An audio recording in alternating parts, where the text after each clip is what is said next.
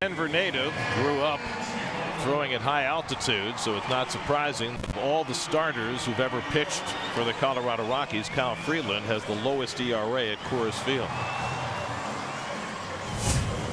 As the Geico Mets starting lineup to face him today, day off for Asdrubal Cabrera, who hurt his elbow last night amidst all of his other woes. So Todd Frazier moves up to the 2-hole. Jose Reyes gets the start at second base. Brandon Nimmo, who now has enough plate appearances to qualify for the league leaders and leads the National League in slugging, sits at the top of the batting order, trying to finish off his happy homecoming to the Mountain West.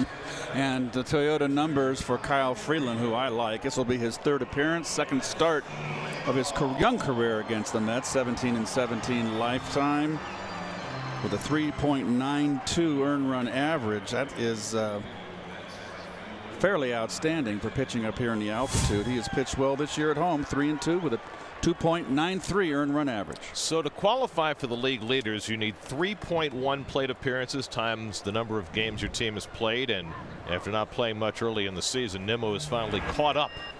Freeland's first pitch of the day is outside for ball one, and we're underway. So Nimmo is leading the league in slugging percentage, third in the league in on base percentage,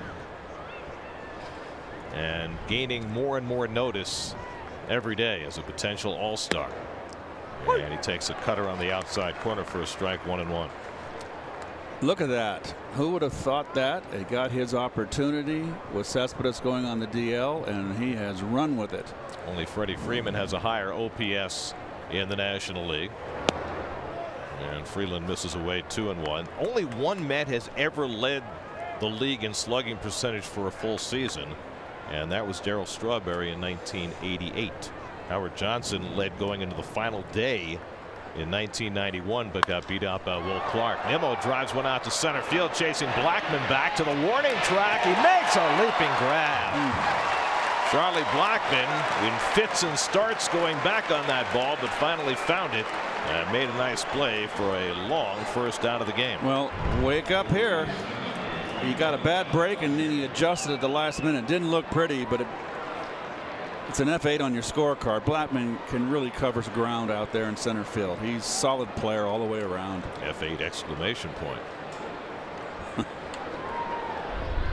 Now Freeland appreciates the help. Now Todd Frazier, just 2 for 13 in this series, and takes a fastball for a strike. Well, you mentioned, Garrett, to me earlier, Todd really having a devil of a time against the lefties. Hitting 114 against left-handed pitching. How's that possible? It's called 4 for 35. And as this road trip has gone on, Todd has had a number of occasions where he has just had snaps after fruitless at bats. Some where he's been robbed, some where he's been angry at himself. Freeland gets ahead of a 1-2, so it's been a frustrating year overall for Todd. A month on the disabled list, hitting just .219. On base percentage lower than he'd like at .315, and hoping to get things going now as the season approaches its midpoint. I always say when the older you get and you're a veteran, the harder it is to bounce back from the DL. Frazier drives one deep left field. Parra goes back. That ball is out of here. Todd Frazier with his 8th home run of the year, and the Mets off to a fast start, 1-0 New York. Can I ask you why Parra? Every time. Why he tried the deke with no one on base? He does it every time, Keith. It's a home run. Every single time he pulls that deke in left field. So we're talking about Frazier in his 4 for 35. We're talking about Freeland, who only given up 10 home runs this year, 1.1 per 9 innings, and what does he do? High fastball, and out over the plate, Todd launches. That's his 2nd home run against a lefty this year. So the Mets off to another fast start. They have scored in the first inning of every game in this series. But we know that no lead is safe. So gotta keep plugging. If we go back to Sunday in Arizona, that's 5 straight games now the Mets have scored in the first inning. Michael Conforto 5 for 12 in this series with a couple of RBIs. And he's been swinging better against lefties lately, and he hits that one sharply, but right at LeMahieu. Handles the 2-hopper, and that's the 2nd out. Well, this is the Paradik. Check him out. Now, I can understand him doing this with the runners on base, because maybe you might deke the runners, but with no one on, the ball goes out of the ballpark. You know, all you're doing is. It makes no sense, Keith, but he does it all the time. I don't know why. I'm so glad I got a good night's sleep last night. How about you? Fits and starts. I slept good last night. I'll be happy to be home tonight in a familiar surrounding. I won't get home. I'm going to overnight in the city. Wilmer fouls one off his leg and goes down in a heap. Mets are facing 3 consecutive left-handed starters beginning today. They'll get Alex Wood and Caleb Ferguson in the first 2 games of the Dodgers series. So Flores hitting cleanup today and probably will be in there the next 2 as well. Wilmer having a little hard time against left-handers, getting untracked this year. Coming into the game in 55 at bats, hitting 200, only 1 home run. And that came in this series against Tyler Anderson on Monday night. Golfs that one foul. And the Jeep Rocky defense, well, they're all pretty good out there. Desmond, of course, is out of position. That's the one weak link on that infield at first base. Noel Cuevas did not have a good game in the second game of the series in left field. We'll see how he does in right.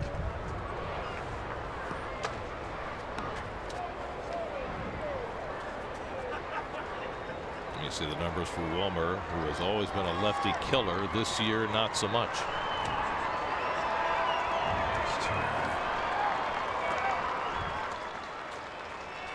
Oh-2 from Freeland, and he misses low. He's got that hesitation in the middle of his delivery. Not quite Kershaw-esque, but certainly has to be disconcerting to the hitter. He altered his mechanics. He's more on his back leg now, and that's that hesitation.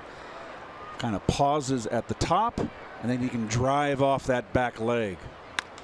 Slow grinder. Arenado scoops it up, and that retires the side, but the Mets get off to a fast start. The bat of Todd Frazier, his 8th home run of the year.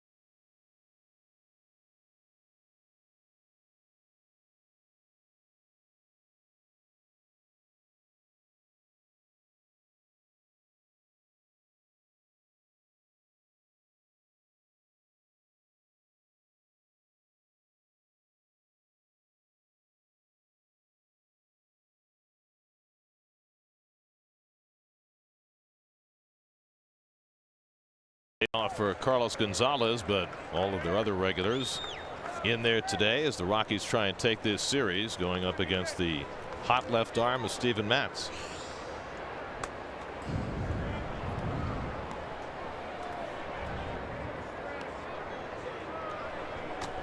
DJ LeMahieu leads off.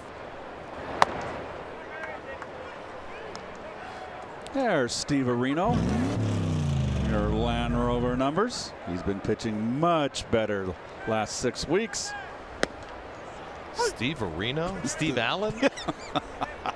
It's going back a long way. Yes, it is. Well, I'm old. Yes, you are. I never thought I'd say that. Oh, I had a chance during this road trip to see your grandchildren. Yes, you did. And you know, they're not babies. They're not babies, and my time has come. Think about it. Grandpa Keith. As I always say, Gary.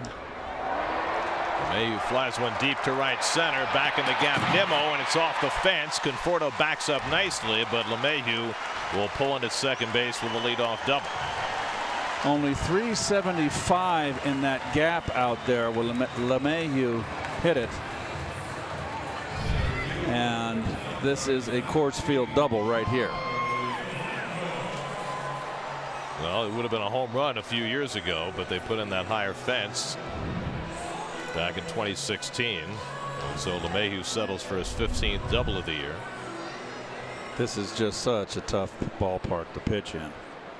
Conversely, over in left center field, it's 390, Gary. So now Charlie Blackmon, 3 for 12 in this series.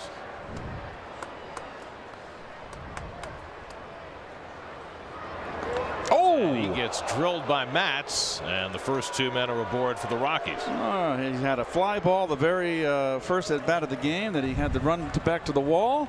Now he gets his first at bat, and he gets plunked in the shoulder. Oh, tricep. He's fully awake now.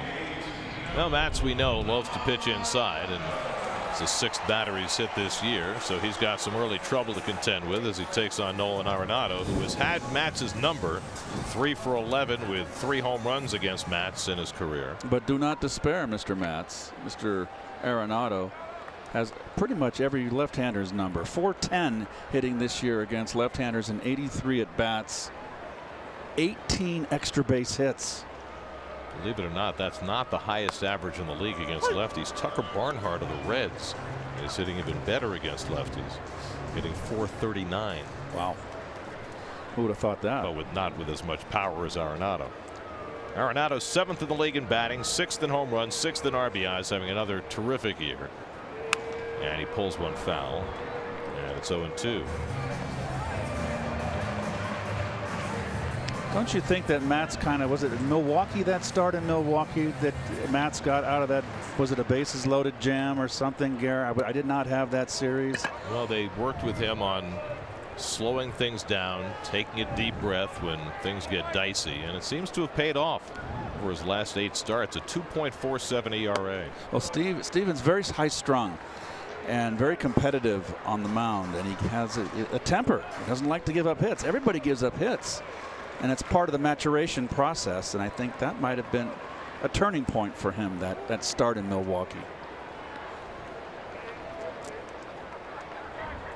I remember the former Mets pitcher and pitching coach Bob Apodaca, who also was a pitching coach here, always talked about how when pitchers get in trouble they revert to caveman baseball, just try and throw it harder and harder, and they're trying to get Mats away from that, and it seems to be working. Yep, but those numbers don't lie, do they? Arenado lofts one to left field, back toward the corner. That ball is out of here. Arenado homers for the 3rd straight game. A 3-run shot, and right off the bat the Rockies have 3 off Steven Matz. Number 16 for Arenado, and his 4th in 12 career at bats against Matz.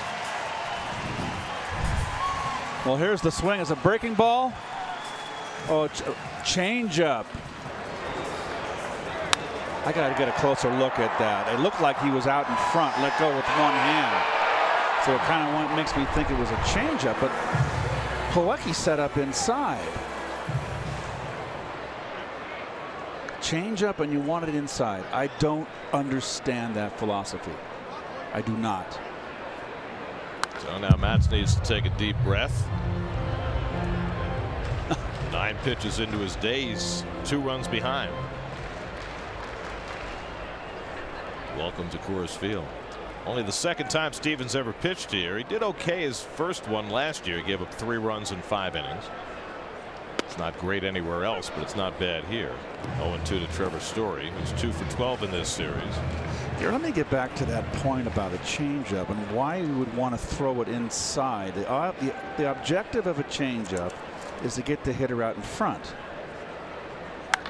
That's whacked past Rosario into left center. Cutting it off is Conforto. Story trying for 2, and he makes it safely. Third extra base hit in the first 4 batters against Steven Matz. Boy, oh boy, they come. Rockies, what they got? What are they doing here? They're gonna. Oh, it's an automatic check. Either did he touch first base because it was clearly safe at second. Story can fly, and that's his call right there. He made his choice. And he touched first and second. Yes, he did. Back to the changeup, Garrett. It's you want to throw it away. Why? Because the pitcher's objective is to get the hitter out in front. I know when I got a changeup from a right-hander, and I got it middle in. I'm like this, and I'm getting out in front. I can get the barrel of the bat like Arenado did right there, but with letting go with one hand. If the object is to sink it away and down, you get it off the end of the bat. The hitter's out here. It gets off the end of the bat. I don't understand why you want to throw it inside. It's just, to me, it's so risky, and it doesn't make any sense to me. Could the theory be that if he makes contact, he's going to pull it foul? But Arenado did a great job of not pulling it foul. Gary, to me, whenever I was a good off-speed hitter, if I got a changeup, and here's the home run, and look at Plawecki's set up inside. But you see how he got it towards the end of the bat, let go with one hand. If that ball's on the outside corner, it's going to get off the end of the bat. I always felt a changeup was a mistake if it, number one, if it was up. Number two, if it was middle in. But that last pitch, that's another changeup on the inside part, and Desmond. But Desmond's not a different hitter. Desmond's not a good off-speed hitter. He's not even within on the radar screen of Arenado as far as hitting skills. I mean, Desmond's a very dangerous hitter, but he's a slasher. You can pitch to him. The fastball just missed. 3-2. Matt's still searching for his first out.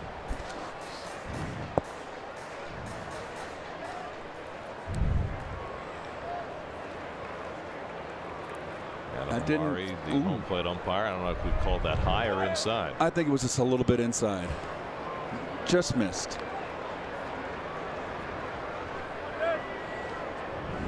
Well, the Mets have had their starter chased early each of the last 2 days. We would dearly love for Matz to settle down.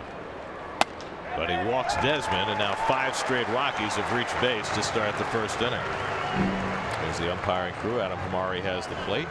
Tony Randazzo at first, Bill Welke, the crew chief, at second, Lance Barrett at third.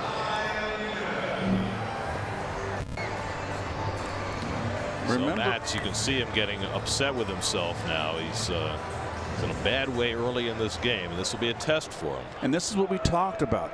Matz has been watching the first 3 games and seeing this ball flying out of here.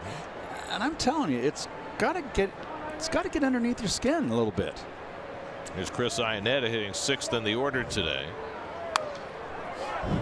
This is a spot where Matz, with his 2-seam fastball, has got to be thinking double play. Lexus Mets defense on the infield. Plawecki behind the plate. They've been going tandem with Mesoraco.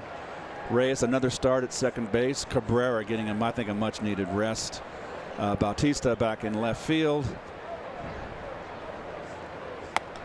And that curveball does not break, and we saw this last night with Lugo, unable to throw his curveball anywhere near where he wanted. So it may be that Matz winds up being a 2-pitch pitcher today. He's got a slider, but that slider puts a lot of pressure on that blister that set him back last week. You know, we talked about pitching here in Coors Field and staying within yourself, not trying to overthrow that breaking ball. You know, the converse is from a hitter when you play Wrigley Field, wind blowing in a gale in, or old Houston Astrodome. It's easier for a hitter to get on top. Okay, I'm going into a park where It's huge, the dome. Wrigley, the wind blowing in 35 miles an hour. I got to hit line drives that day. That's an easier adjustment, I feel, Gary, than for a pitcher to come into this ballpark and stay and not try to overthrow. Well, Jacob deGrom did it. Well, he's special, and that's one of the reasons why he's special. He just went out and went about his business on Monday and looked great. Just inside, and it's 2-2 to Iannetta, and Matt's getting more and more frustrated by the moment. 23 pitches deep in this inning and still can't find an out. Story at second, Desmond at first. 3 runs home in the inning. Gerardo Parra, red hot hitter on deck. And Iannetta takes strike 3 call. So he finally got a call on that inside corner, and he has his first out of the day.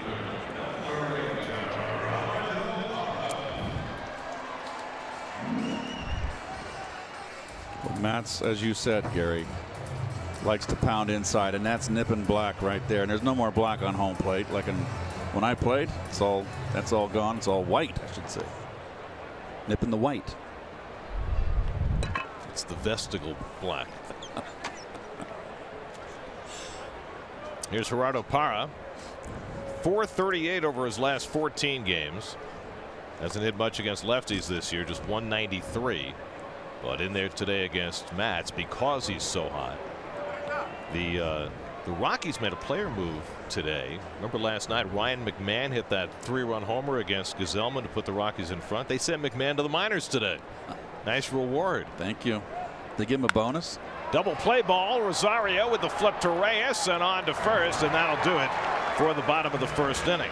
So Matz gets 3 outs in a hurry after giving up 3 runs. Arenado with the home run. It's 3-1 Colorado.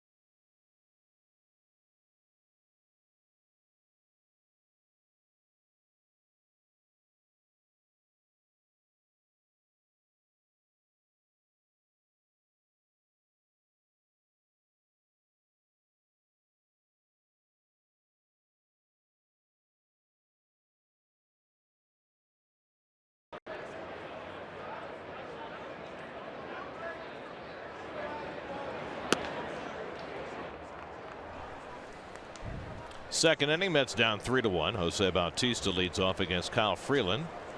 Bautista 1 for 3 with 4 walks in this series.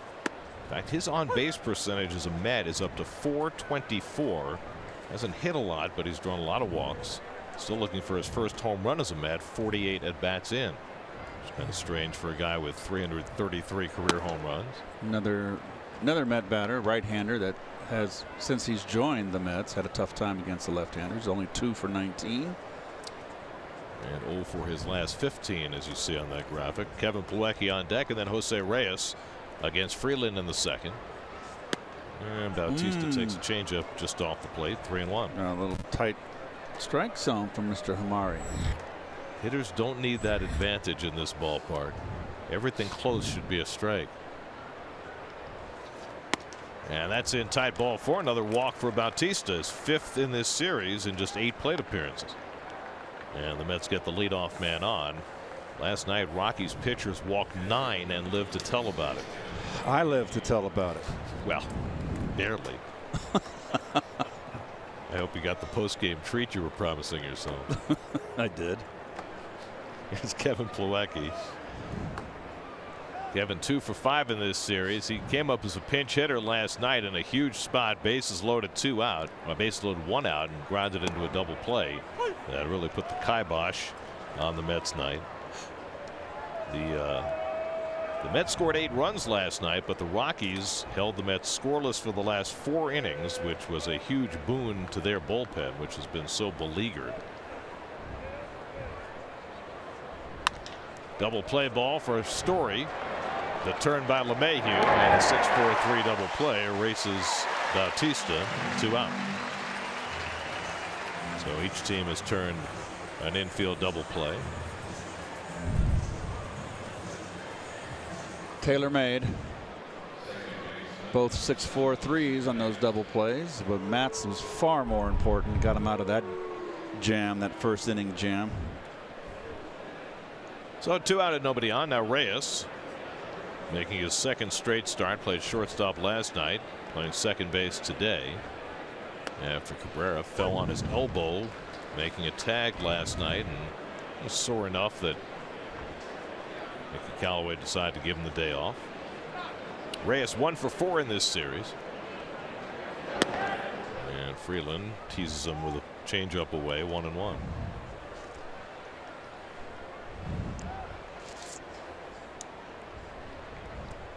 Reyes hitting better from the right side than the left.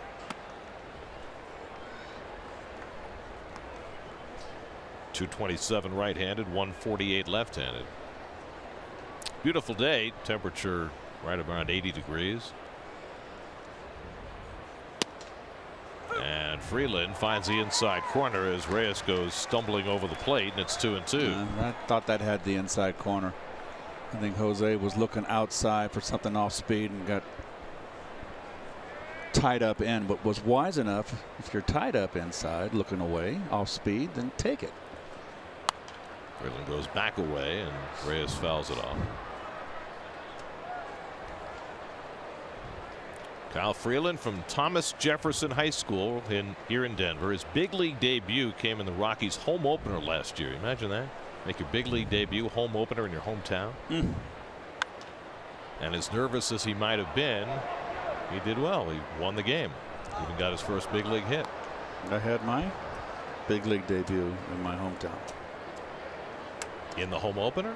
Not in the home opener, but still, that's like a home opener. For you it was. Jeez. Nerve-wracking. Personal home opener. Jeez. 7th pitch of the at bat coming to Reyes. And he loses the bat as he strikes out to end the inning. Bat hits the screen up above the dugout. Good thing they have the screen. First strikeout for Freeland. 3-1 Rockies in the 2nd.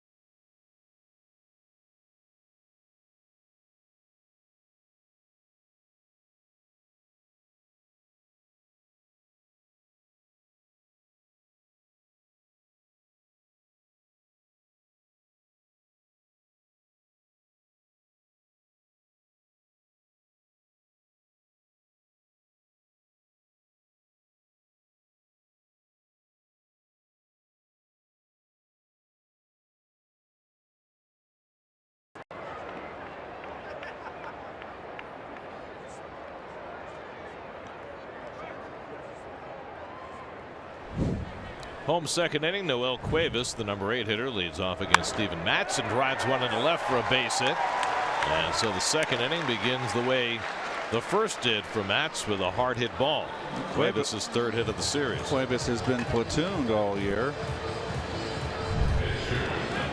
.265 coming in against left-handers.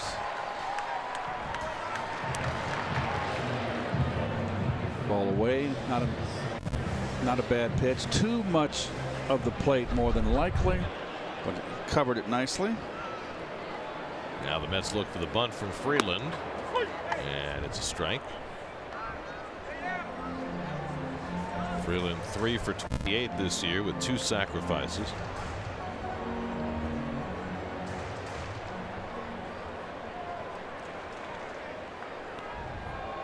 Choking up on that bat. Freeland really moves forward in the batter's box towards the pitcher. Watch as the ball's delivered. Really kind of steps up. Well, that wasn't so bad there. He's been a little more extreme than that. But it cuts the angle down on the, as far as the foul lines are concerned. Keep the ball fair. Makes sense. You want to get out. Pops that one over Frazier's head. Oh. And Frazier can't quite get back.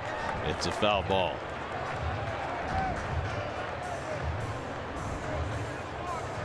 Once in a while that happens when you charge hard. Yes.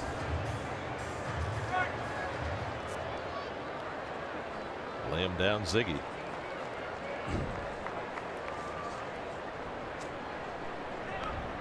One and two now to Freeland. Frazier still convinced he's going to be bunting, and he is. And he bunts it foul for strike 3. So Matz has his second strikeout as Freeland up in the box and all, unable to get it down. Customize your experience to catch every moment this season. Get New York Mets home screen icons and features such as the MLB.TV Game of the Day, pitch tracking, in-game highlights, live radio broadcasts, stats, news, and more. Download MLB at Bat today. It's the first day of summer, but there's still snow up in those mountains.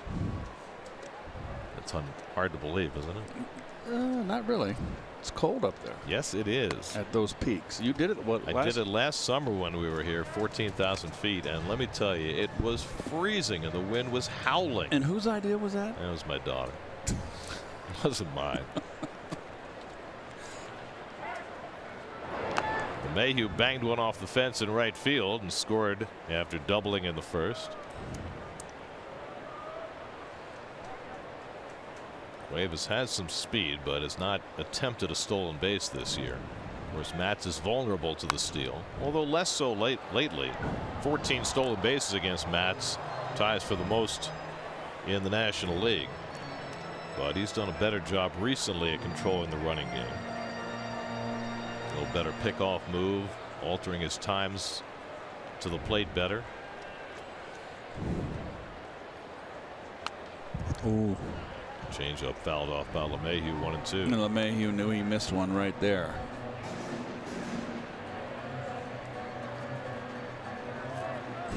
Aaron Nola of the Phillies is the other pitcher, who's given up 14 steals this year.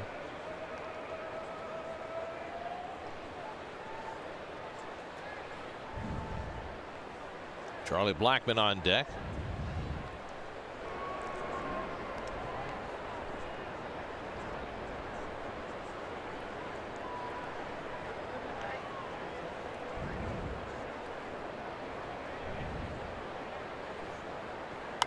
And LeMahieu pops one up. Got him. Reyes waiting for it, and he lost it. They still have plenty of time for a force play, and Reyes will get that instead for the second out. Lost the ball in the sun with the sunglasses perched atop his cap. It goes, though, as a 4 unassisted fielder's choice.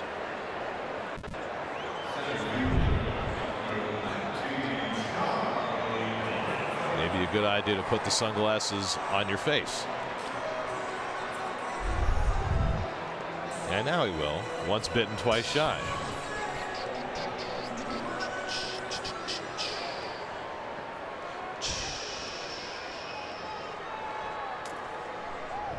Here's Charlie Blackmon, who was hit by a pitch and scored a run in the first. He's got sunglasses on. Who was the first guy you saw wear sunglasses at the plate? Used to be nobody did that. Right. I don't remember. Tony Gwynn was the first that I remembered. I do not recall. I don't even recall Tony Gwynn doing that. I never. I didn't want to wear sunglasses up at the plate. I just think you didn't have the. There are glasses now made that supposedly make your eyesight more keener. Right, like the blue blockers. Right. They work good in the fog, Mel Stoudemire said. They're good for duck hunting. I can't. Those infomercials that you did for the blue blockers, those were 1980s classics. I got paid nothing for them too, but I did them. And I remember Mel Stoudemire came back next spring training and said, "Can you give me another case of those? They're great for duck hunting." Well, but the point is that as a fielder, you're looking toward the sun. As a hitter, you're not, because ballparks are designed so the sun sets behind the stands, not in the outfield. So I'm not certain why you would need sunglasses at the plate. But you certainly need them in the field, as Jose Reyes just was reminded. I always I like the flip downs. They were cool. They make the most sense, right? Yes, they do. You don't have to look through them until you have to, and then you flip them down, and there they are. Big shift on for Blackmon here on the right side of the infield, and he's got 2 strikes on him. He shot one to left field in the second game of the series. I don't know. I'm just here. I'm an observer. There's 2 swings in a row back to back that are Gary, 2 good 2-strike swings fighting off, which means he's waiting going up the middle. And you think that there might be a way, maybe move the shift over a little bit to the opposite field. I don't know. 7th pitch of the at bat to Blackmon, and he taps one into center field for a base hit. Pretty good at bat. He pulls in at second. Just a change up away. He threw out the bat head at it, and something good happened. That is just a terrific at bat by Charles Blackmon. Out in front, hands back, let go with one hand. That is sweet hitting. Really a terrific at bat from Blackmon with 2 strikes. The entire at bat, actually. So 5 hits now against Matz through the first 11 batters he's faced, and again he's got to face Arenado with 2 men on.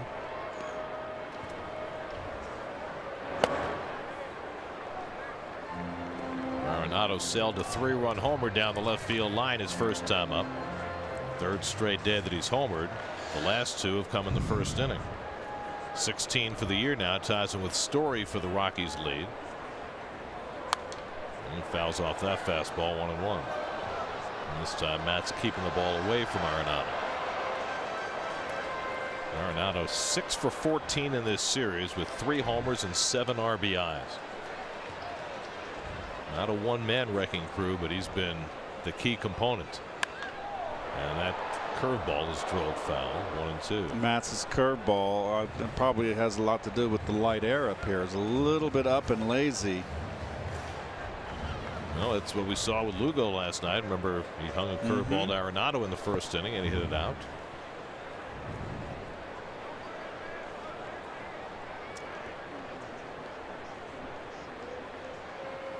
Whoa. Well, he came up as a guy who, with a reputation as being a great glove and a pretty good hitter, but he's gotten so much better. Led the league in home runs and RBIs in 15 and 16. And he drives this one out to right field. Nimmo back near the wall, leaping, can't get it. LeMahieu is in, Blackmon right behind him. A 2-run double for Arenado. He's got 5 RBIs in the first 2 innings. And the Rockies have a 5-1 lead. And pulled a home run way out down the left field line, and then goes the opposite field here. Now That's a Coors Field double, but you know what? It's a double with 2 ribeyes on it. Nice effort by Nemo, just didn't quite get there. Oh boy, the ball carries here.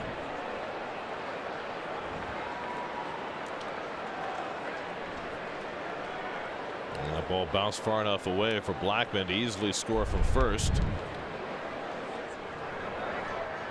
Now Trevor Story flies one down the right side, and that'll slice away and go foul.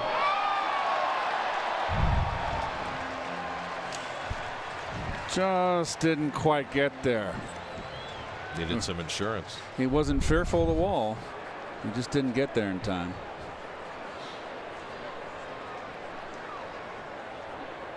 Story double to left center his first time up. Good. Better looking curveball by Matz.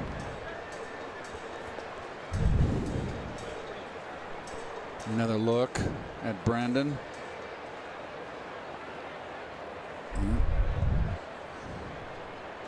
That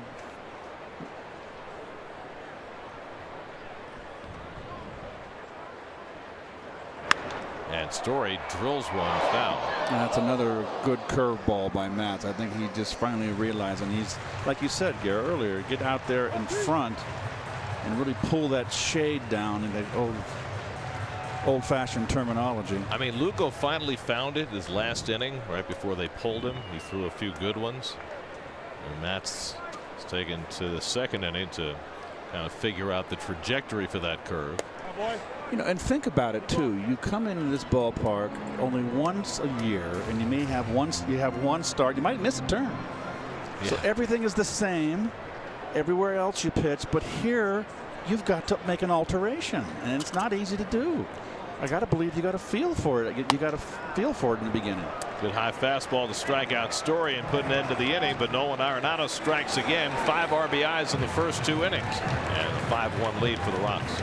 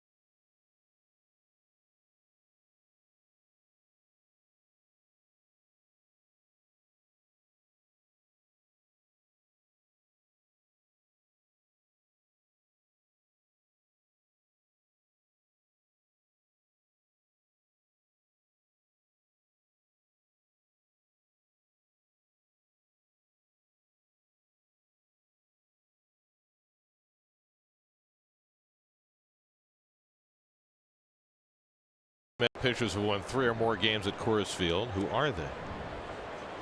Ahmed Rosario leads off in the 3rd with the Mets down 5-1. Rosario having a good series. It was at Coors Field where he made his major league debut last year in August, and he has celebrated his return, going 5 for 10 with a couple of doubles and 2 RBIs. Came off the bench last night as a pinch hitter in the 9th inning and had a base hit. He's got a 6-game hitting streak now, matches the longest of his career. And Freeland misses away, 2 balls and a strike. Well, the saving grace for the Mets, falling behind early in this game, is remembering this. In each of their last 9 home games, the Rockies have given up at least 8 runs. And, you know, you think about Coors Field as a place that generates enormous numbers of runs. But that streak of 9 straight home games giving up 8 runs matches the longest streak in Major League history. Slowly hit. Tough play for Arenado, and he has none. Puts it in his pocket. Rosario has an infield hit. Against the speed of Rosario, no reason to throw that ball. And Rosario now 6 for 11 in this series. 7-game hitting streak. And that's now the longest of his career.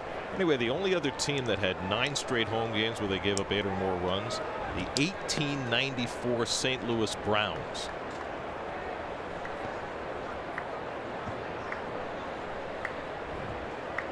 Matt's 2 for 23 at the plate this year. Got to get him over. Got to peck away. This ballpark, a lot of game left. We're in the 3rd inning. So with the corners crashing, would you consider letting him swing away? Bunt. Got top of the order. Red hot Nemo coming up. Frazier with a home run. Got top of the order. Got to get him over. But let me ask you it this way. In this ballpark, why would you play for 1 run rather than play for a big inning? Because you don't want a pitcher to hit into a double play. They can do that with the best of them. Just peck away, Gary. You know, you always think big in this park, but you can peck away. You know, a run here in the 3rd, even if it's just 1 run. You know, now it's a 5-2 ball game. You're only down 3 runs, and in this park, that's nothing. So I wouldn't alter because of this ballpark unless you got a really good hitter, a really, really good hitting pitcher. Well, Matt's lunging at that ball. That's a foul ball. Iannetta touched it in the batter's box. He was thinking about throwing that ball to second base, which would have been a big gamble with Rosario running, and wound up being foul, making the point moot. Anyway, to get back to the 1894 St. Louis Browns, there was a little confusion when I mentioned them yesterday, because there was the St. Louis Browns who became the Baltimore Orioles. Right. But this was a different St. Louis Browns team that eventually became the Cardinals. I wonder why they were called the Browns. Because they had brown uniforms at first, but then they had red in their uniform, and they changed the name to Cardinals in 1901. And then in 1902, the other St. Louis Browns, the American League Browns, came into existence, and those are the ones that eventually became the Orioles. And they moved into 50s, right? 54, yeah. Freeland off the mound to field the 2-strike bunt, so Matz gets it done. 1-4 on the sacrifice, his 2nd sack of the year. So basically, what was it? When the Browns came back in, were they the orange in their uniform, orange and brown? I don't know that. Okay, but I'm assuming that I would think so, because Baltimore has the orange, but went to the black because of the Oriole logo. I would assume. I would not assume. I don't want to speak on a subject that I don't have information about. Jake, it's a day game. It's Chinatown. Here's Brandon Nimmo, who hit one near the fence in center field that Blackman ran down. The inside out's one foul down the left side. That's what Brandon needs to do a little bit more. Just get a little more level against the left-handers. He's got such a fast bat. He can slash that ball to left field. He just gets a little under. Conforto does the same thing. Kind of get more of a level swing. Get rid of that loop.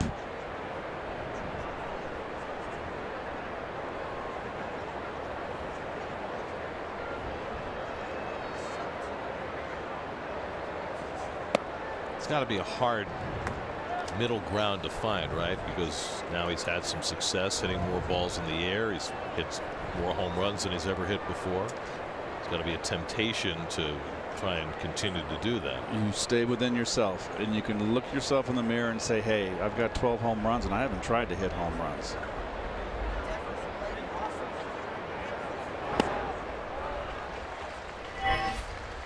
Freeland cuts one outside, and it's 1-2.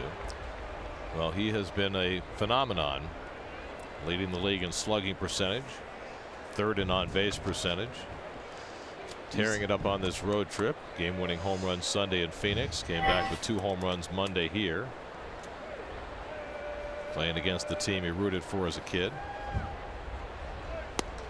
Wouldn't chase that cutter, and it's 2-2.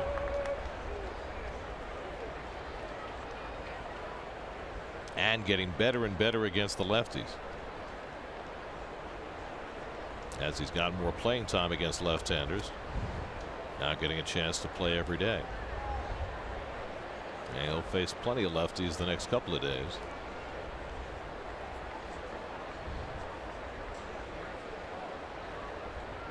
Rosario at second with one out. Frazier on deck. 2-2 to Nimmo, and he grounds one toward the middle. That's a base hit. Rosario around third. He'll come in to score. Nimmo holds at first with an RBI single, and the Mets slice into the Rockies' lead. It's now 5-2. 25th run batted in for Nimmo. Nicely done.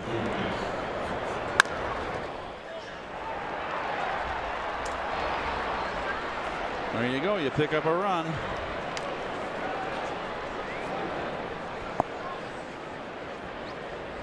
Hits the ball right up at the plate.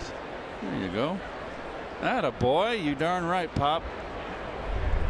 Family's been here this entire series, rooting Brandon on. 2-hour drive from their home in Cheyenne. Juan was gracious enough to come on with Steve on Monday night and give a little taste of Brandon's background. He also talked with Tim Britton of The Athletic, who did a great feature today on Nimmo. Should definitely read that if you can.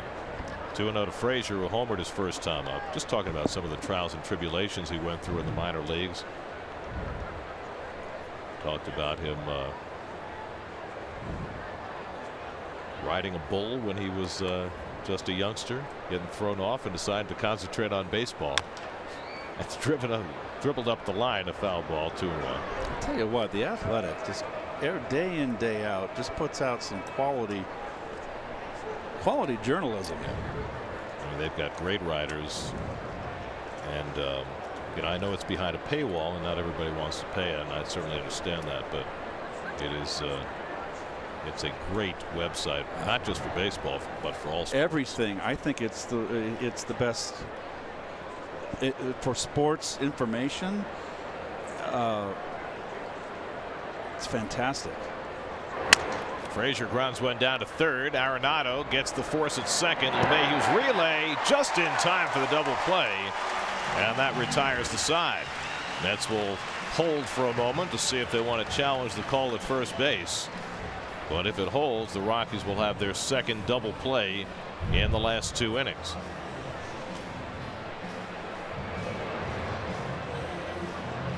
Quick turn by LeMahieu, and it looks like they got him. Boom, boom. What do you think? I don't know. I guess they're not going to challenge. They are not going to challenge.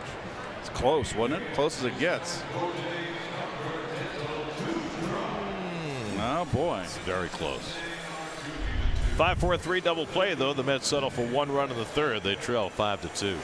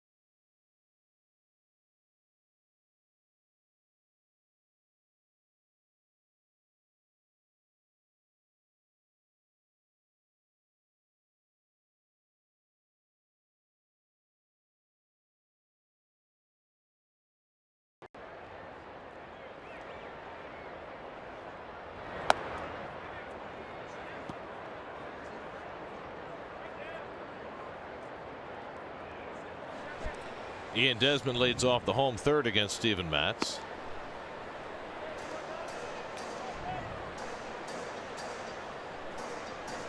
Desmond drew a walk his first time up.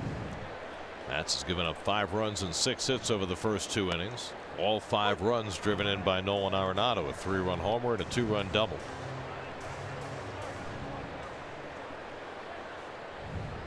Might be heading for a Jim Bottomley kind of a day. 12 RBIs. Oh, Major League record. Gentleman Jim, right? Mark Whitten equaled that. There's your Spectrum high-speed pitch. Hall of Famer, first baseman for the St. Louis Cardinals. Well, Desmond, who walked 3 times last night, walks for the 2nd time today. Let's go back to that double play at the end of the top of the 3rd. A lot of times, folks, you look at the double play and you think in terms of the turn by the second baseman. But in this case, there's also the third baseman's involved here. No time for Arenado to set himself and make the throw. They wouldn't turn to throwing on the run, getting rid of it quick and accurately with some mustard on it. It's all split second, particularly on that double play. That's routine for him. Here's Chris Iannetta. He slashes one foul. So the Rockies have had the leadoff man on against Matz 3 straight innings. It's been some heavy slogging for Matz. 2 nights after Jason Vargas lasted just 2 1/3, and 1 night after Seth Lugo lasted just 3 innings.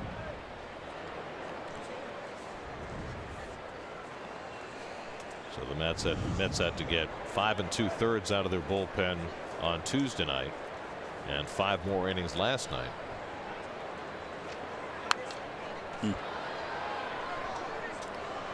This ballpark will take its toll on your pitching staff, and you wonder how any team gets through playing 81 games here. It's hard enough playing 4 games here.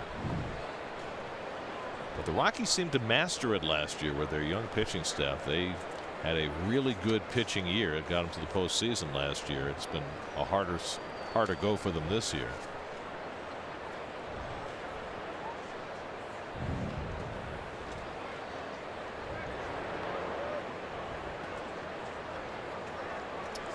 Saw Zach Wheeler in the hotel earlier this week. He had the biggest smile on his face. You know why? He didn't have to pitch here. Iannetta strikes out for the first out of the inning. He was the one guy who wasn't scheduled in this series. He'll pitch tomorrow night after pitching the last game in Phoenix. There's Zach.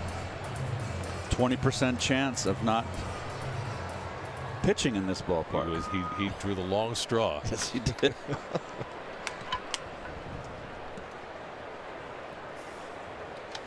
He's pitching much better of late. Oh, yes. And Matz had been a pretty good groove coming into this start as well, but it's been a rough start to this game. Parra took a call strike. It's Parra, not Cuevas. Grounded into a double play his first time up. It's a day game, kid. It happens. Out to left, where the line comes Bautista, and he runs it down on the backhand for the second out. So Parra is retired. Nice play by Bautista.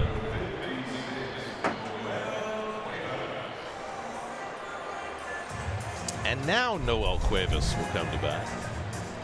Here he is, the real Noel Cuevas. I think we've seen that graphic before. Just recently. Cuevas had a base hit to left field on the first pitch he saw from Matz in the second. And he shoots that one foul. 0-1.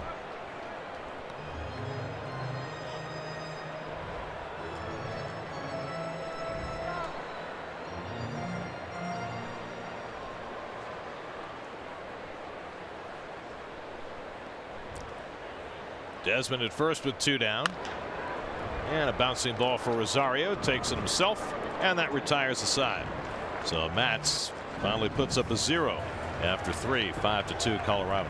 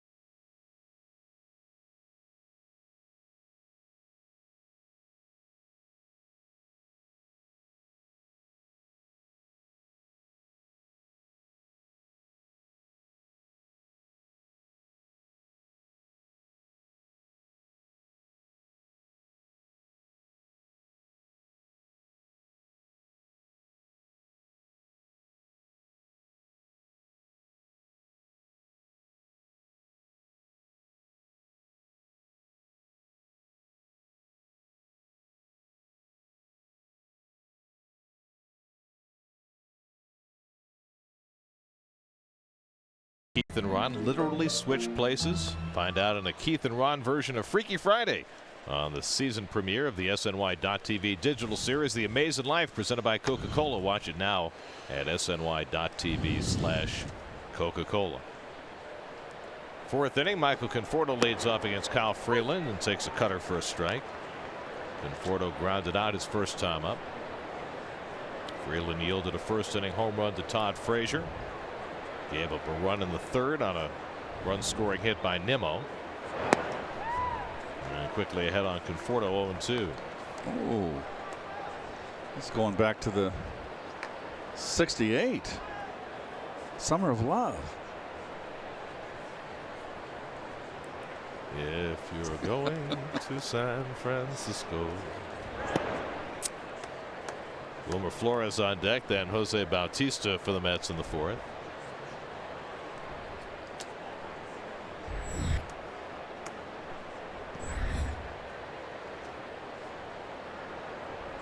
One-two from Freeland, and he struck him out. Good fastball away to get Conforto for his second strikeout of the day. That was quick work. He dispatched Conforto all away, knee-high outside corner. Two sliders and then a fastball right by him. So Freeland, who was taken 2 selections before Conforto in the 2014 draft, beats him again. He was 8th and Conforto was 10th in that draft. Flores takes low and away, ball 1. Well, the Mets trying to salvage a 4-6 road trip here. Sounds a whole lot better than 3-7.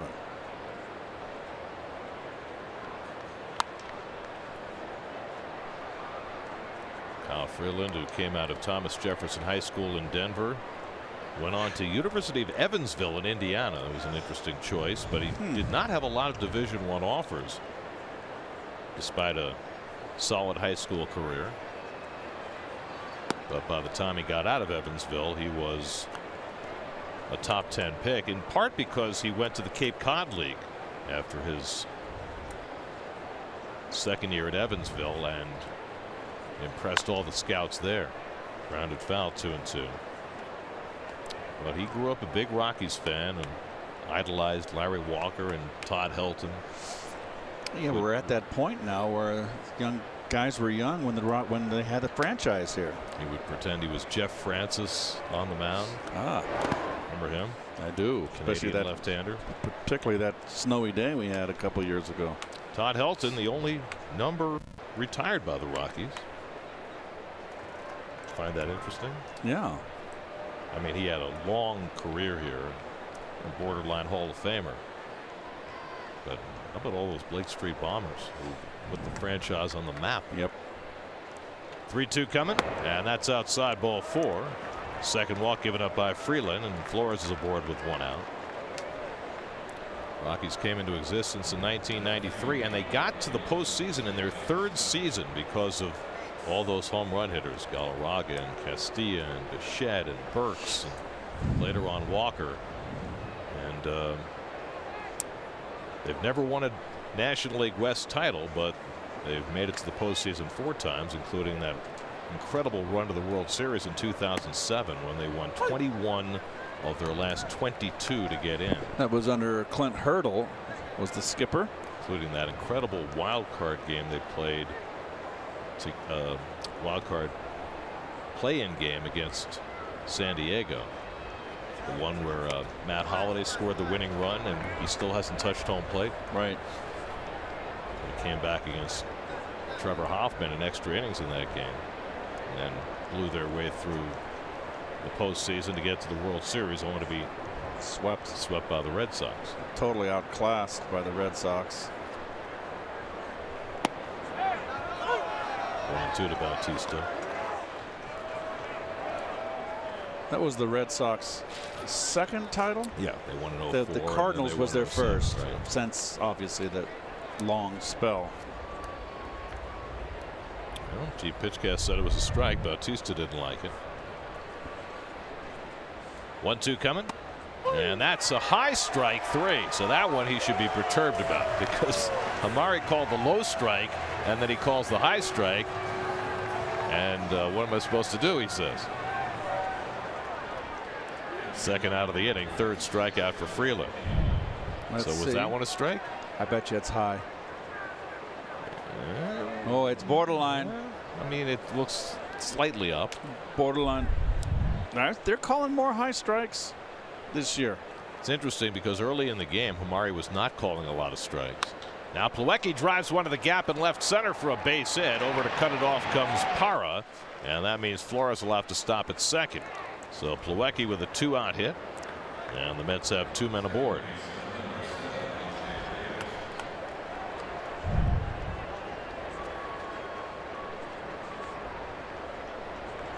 Right off the end of the bat. Yep. So Reyes comes to the plate as the tying run. Jose struck out his first time up. That's now with 4 hits against Freeland.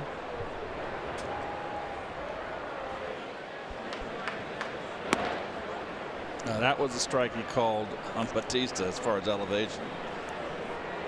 This one might have been a little further outside. Yeah, maybe. All you want from an umpire is consistency.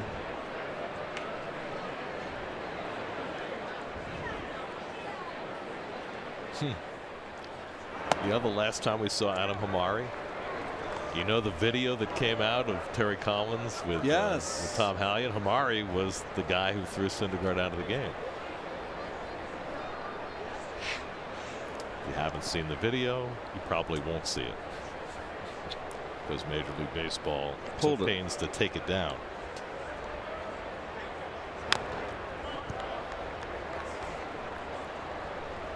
Well, Kyle Freeland has clearly been the Rockies' best starting pitcher this year. His numbers at home even better than on the road. 2.93 at home. He has figured out Coors Field in a way that few have since this franchise began. Maybe growing up in Denver has something to do with that. I mean, he's been pitching at altitude his entire life. 3.52 career ERA at Coors Field, which is the best of any starting pitcher in franchise history.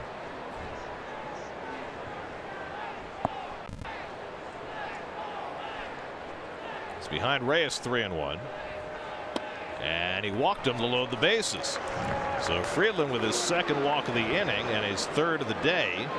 And that puts the tying runs aboard for Ahmed Rosario. And Steve Foster, the pitching coach, will take a jog to the mound. So Freeland finds a little 2-out trouble here in the 4th. And Rosario, who's had a red-hot series, will have a chance to cash in.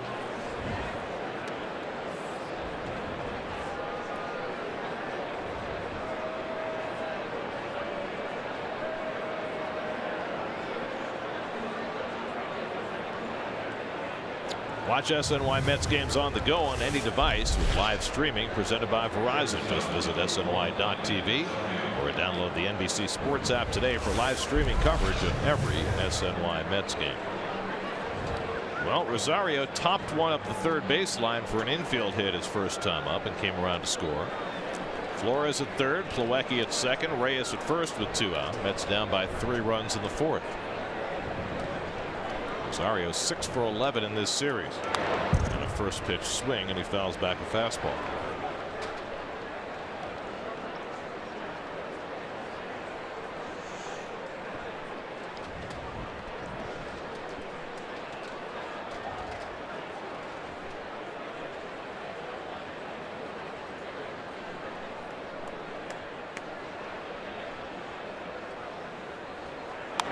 And he pops one up.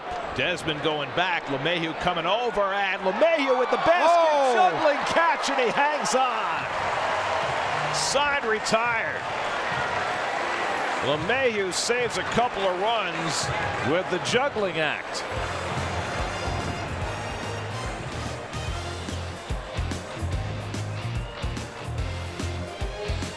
Looks like it might be disaster for the Rockies. 2 hands. LeMahieu picks it off on the second try. Wow.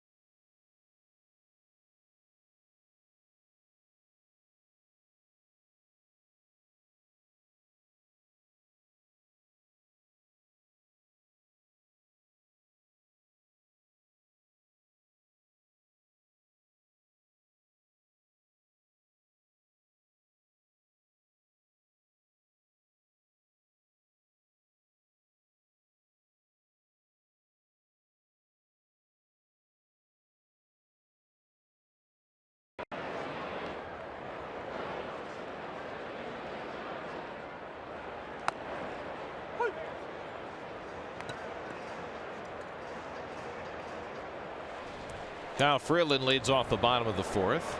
Struck out trying to bunt his first time up and slashes one foul. Here's LeMahieu's second effort.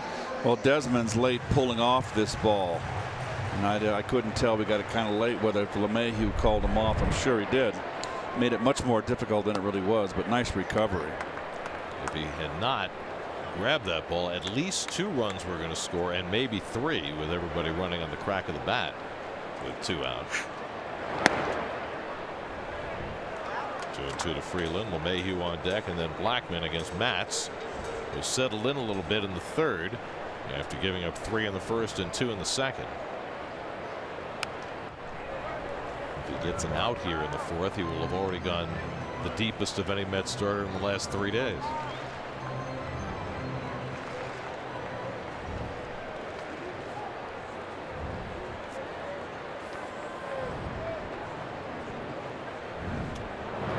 And he gets Freeland for the second time. 5 strikeouts now for Matz. Time for Facts of the Franchise with Steve Gelbs. His report today brought to you by Volkswagen. Steve? Gary, when it comes to the Colorado Rockies, a lot of things are pretty straightforward. We know why they are called Rocky Mountains, obviously. The logo is also pretty straightforward. Rocky Mountains, a baseball flying out. But how about this? Did you know that the reason the Rockies' primary color is purple is because of the song America the Beautiful and the line of Purple Mountain Majesties, which was written and inspired after a hike up Pikes Peak in 1893 by the author, which is the tallest peak of the Rocky Mountains here.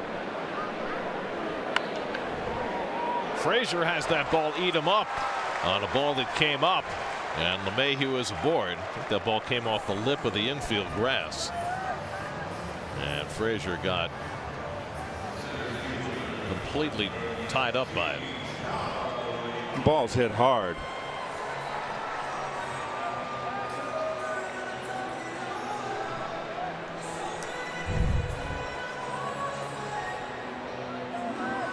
He just missed it. Been a rough series for Frazier in every respect. Had a key error in the game last night that led to 3 unearned runs. He's had a rough time at the plate, and then there, as the ball sailed by him for what will be scored a base hit. And now they change it to an error. It's a rough error, but that's the scorer's decision. Here's Blackman taking a curveball for a strike, and it's 0-2. Blackman's been on base twice with a hit batsman and a single, and he scored both times.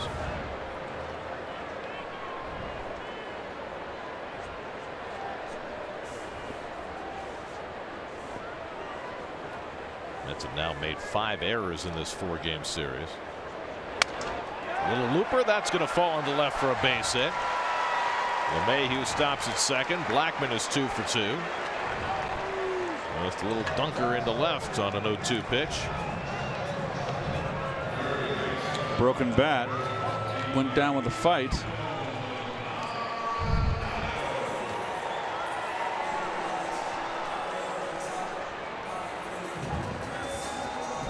Seventh hit against Matz.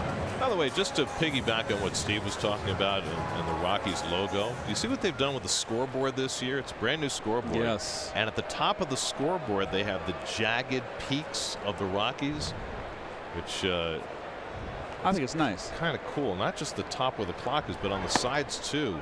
The top of the video board is jagged. See that? I see it. It's awesome. That's awesome. It this really is the 4th day I've seen it, Gar. I was talking to the folks. At I thought you may were not to me. have seen it up until that point. Arenado tops one foul.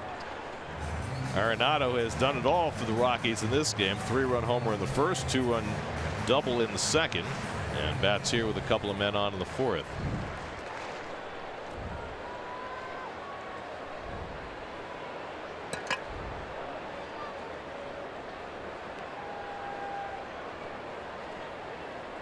There's a good slider by Matz, and it's 1-2. This is crucial at bat right here for Matz. It might be the first slider he's thrown all day. He hasn't thrown it much lately because he felt as though it exacerbated the blister on his middle finger. But desperate times call for Maybe put a little hurt on yourself if necessary. 2-2 now to Arenado.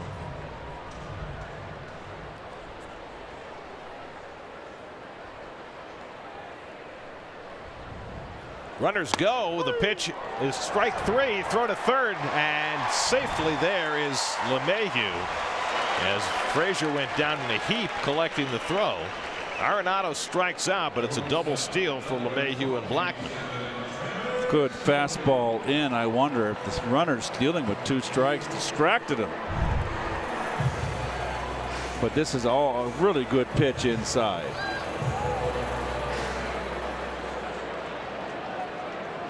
Frazier had to bring that tag around. The ball got there in time, but too far to bring the tag.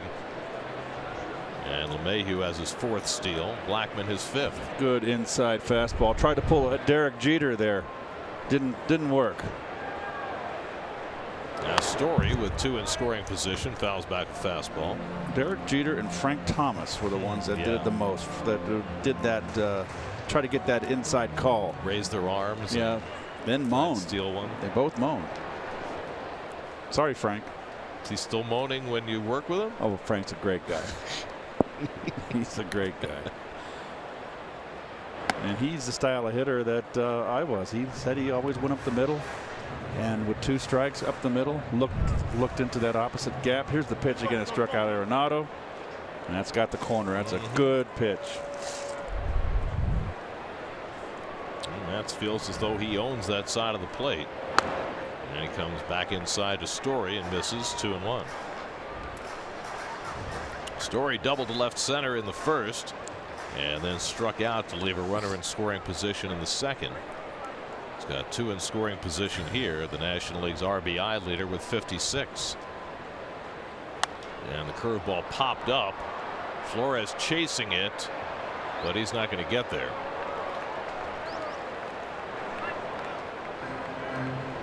It's a lot of foul territory down that line, more than in most of the newer ballparks.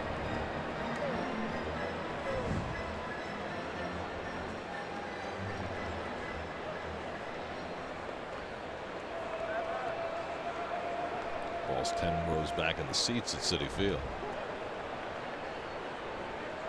2-2 now to Story. Bouncer behind the bag. Long throw for Frazier to make. Oh! In time, he got him. Side retired. Close. Todd Frazier right on point with that throw. And he gets Story by an eyelash to get Matz through the 4th. That's a strong throw across the diamond. Rockies are going to challenge the call. Oh, he got him, I think. It looked like he did, and now the Rockies say they will not challenge the call. Nice play, Todd. Strong, accurate throw. That. So after Frazier's error, he bails out Matz with a perfect throw and a nice stretch by Flores, and they get Story to end the inning. Still 5-2.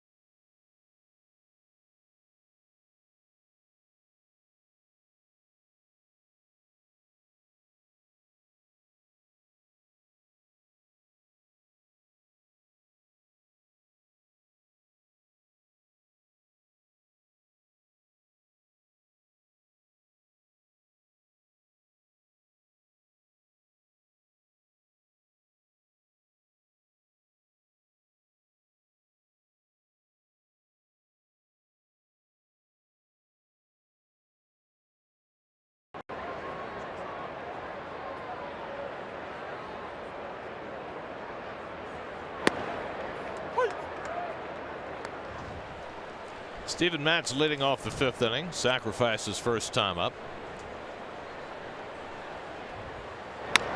And he bounces one just foul. 0-2. Let's answer our Verizon trivia question. 2 Met pitchers who've won 3 or more games at Coors Field. Mike Pelfrey, Rick Reed. I remember the best game maybe we've ever seen a Met pitch at Coors Field was Logan Verrett. Remember that a couple of years ago? I sure do. With the Mets strapped for pitching, he went out and threw 8 tremendous innings. And in fact, I believe he had been the only Met to go 8 innings at Coors Field until Jacob deGrom did it on Monday. 2-2 now to Matz. Brandon Nimmo on deck, and then Todd Frazier for the Mets in the 5th.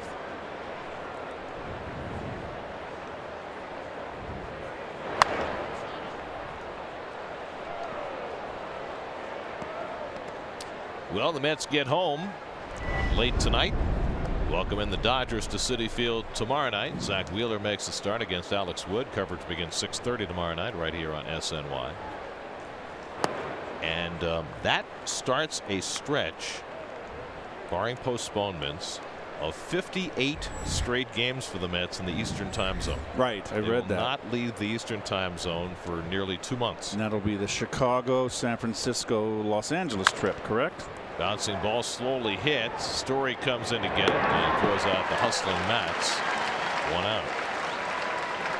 In fact, 58 straight games in the Eastern Time Zone would be the longest single season stretch in Mets history. So they'll have a chance to not readjust their clocks for a long time.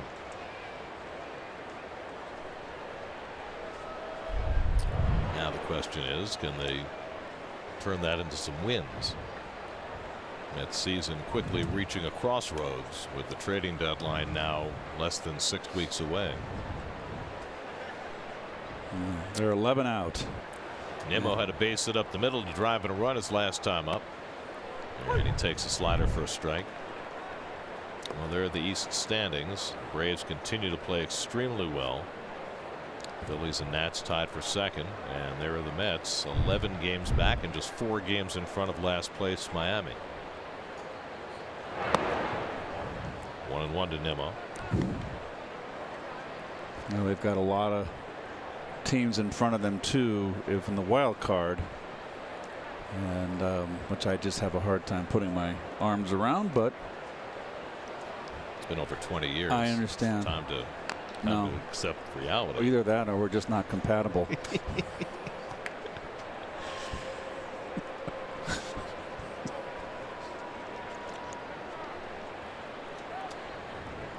Can't quit you, kid.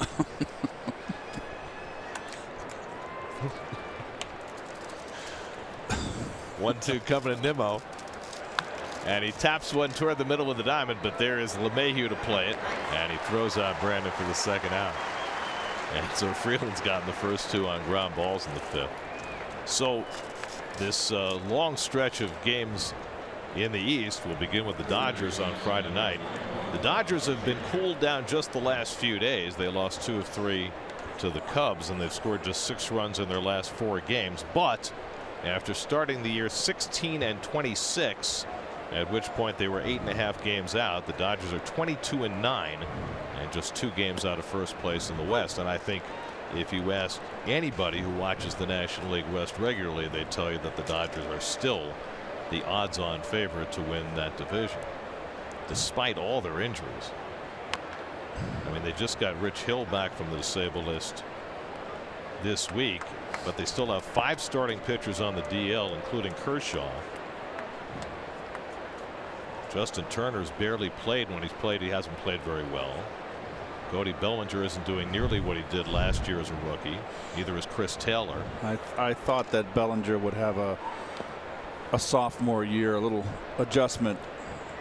I mean, Corey Seager's out for the year, so they've had a lot of things bad happen to them, and yet Seager's missed. Yeah. Well, they've got Taylor playing shortstop now, and it means Jock Peterson's playing more, and Peterson's been hitting a lot of home runs lately, well, so that helps. That's what he does. Yeah.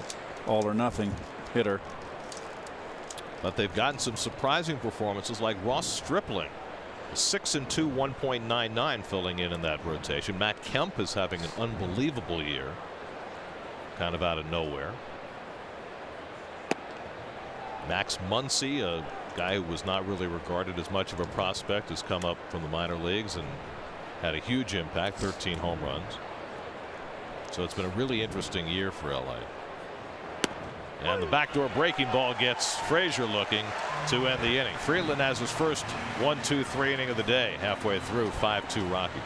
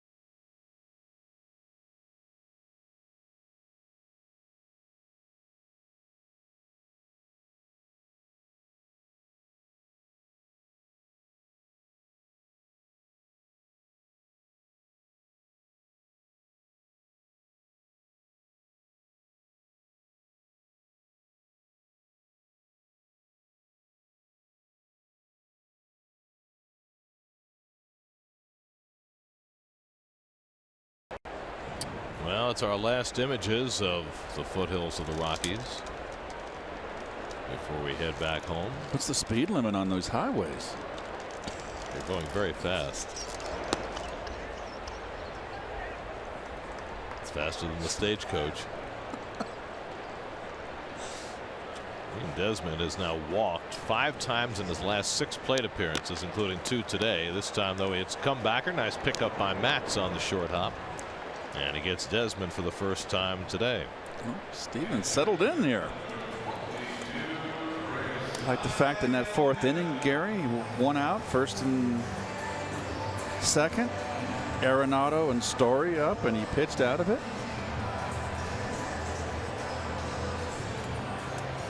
All building blocks. Took him 84 pitches, though, to get through those 4 innings. So yeah, we'll see how much deeper he can go in this game. First 2 were rough. Chris Iannetta has been up twice, struck out both times, and he skies this one to center field. Conforto should have room over in right center. 2 out. So on 3 pitches, Matz has recorded the first 2 outs in the 5th, and that might help his longevity in this game. Now Gerardo Parra getting the start against the left-hander today. It's grounded into a double play and lined out to left, 0 for 2. Came in as the 10th leading hitter in the National League off his recent hot streak.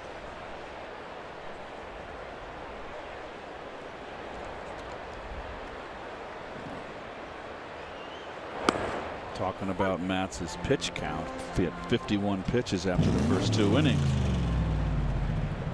That Chevy truck always interrupts. Very rude. I think that's planned.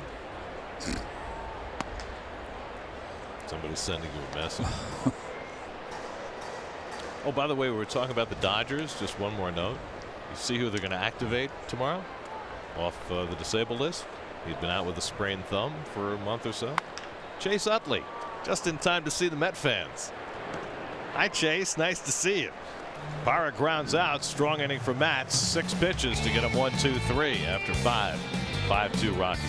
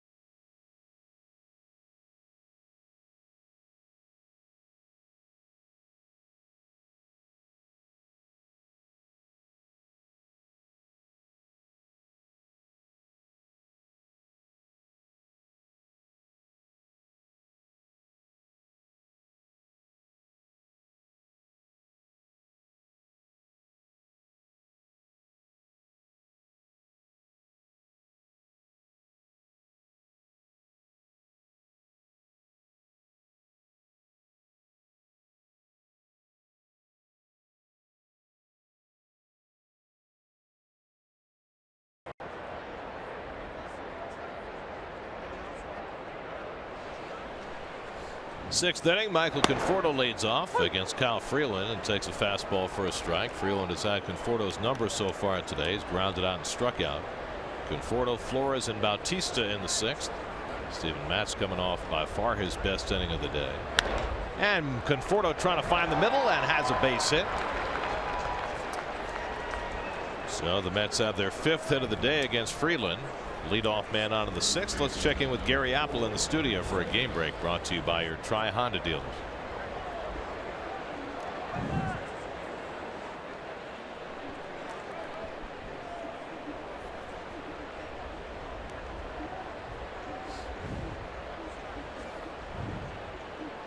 All right, Gary. Red Sox also won their 50th today behind 7 shutout innings from Rick Porcello. They beat the Twins 9-2.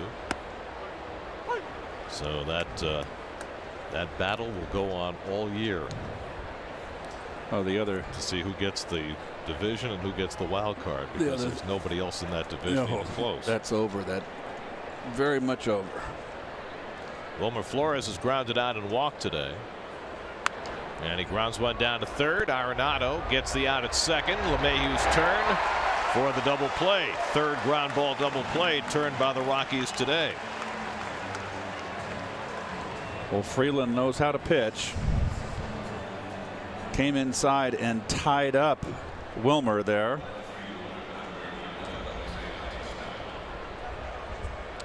Well, this is routine. Quick release. Quick release. It's really a short throw, but you'd be surprised. And over the years, those past Mets teams since the turn of the century, remember how much a difficult time they had turning double plays? Still do. Here's Bautista, who's walked and struck out. Mets have turned the 2nd fewest double plays in the league. The Rockies have turned the 2nd most, 78 of them now, 3 of them today. And Bautista fouls it away, and it's 0-2. Both bullpens start to work now. Freeland at 94 pitches. He's thrown 100+ each of his last 3 starts. 107 has been his top. He had 7 innings last time out against Texas. Jeff Hoffman, first man up in the Rockies bullpen. Oh, Hoffman had a rough outing the first game of the series. Tim Peterson, who looked great the other night, gets up in the Mets bullpen. Fastball just Whoa, off the where corner. was that? Freeland thought he had it. Adam Hamari said no. Freeland took a little bad step there, didn't he? I think he was stunned. It wasn't called strike 3. No problem. It will be if he hits a home run on this pitch.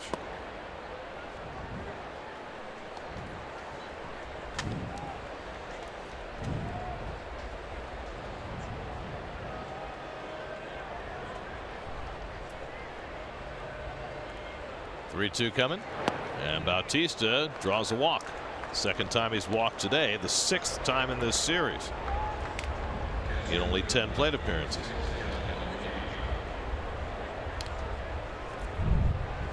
Well, here's that little pause at the top. Will it be something that throws off hitters? No, because you're used to, was his style. Bud Black coming out and have a chat. Maybe taking him out. I don't know. think. I can't believe he'd do that. Not with that bullpen.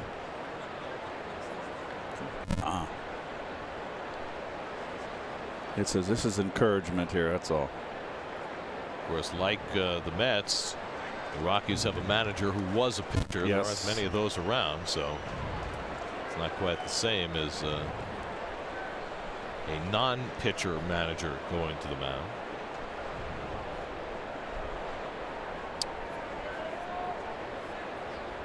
Only 2 former pitchers who pitched at least 100 games in the majors have won more big league games as a manager than Bud Black.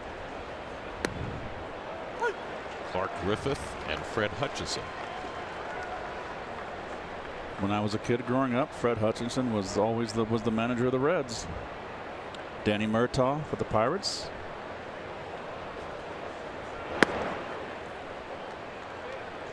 Bobby Bragan of the Braves.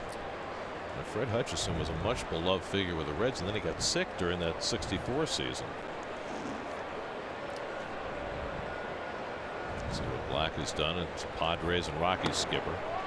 Good off-speed pitch by Freeland to get on Plawecki 1-2. Kevin had a base hit to left center his last time up, 1 for 2 on the day.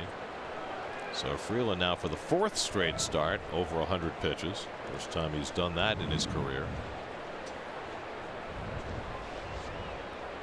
Bautista at first with 2 out. And Plawecki grounds one slowly. Arenado in to get it. And that retires the side. 6 strong innings from Kyle Freeland. 5-2 Rockies in the 6th.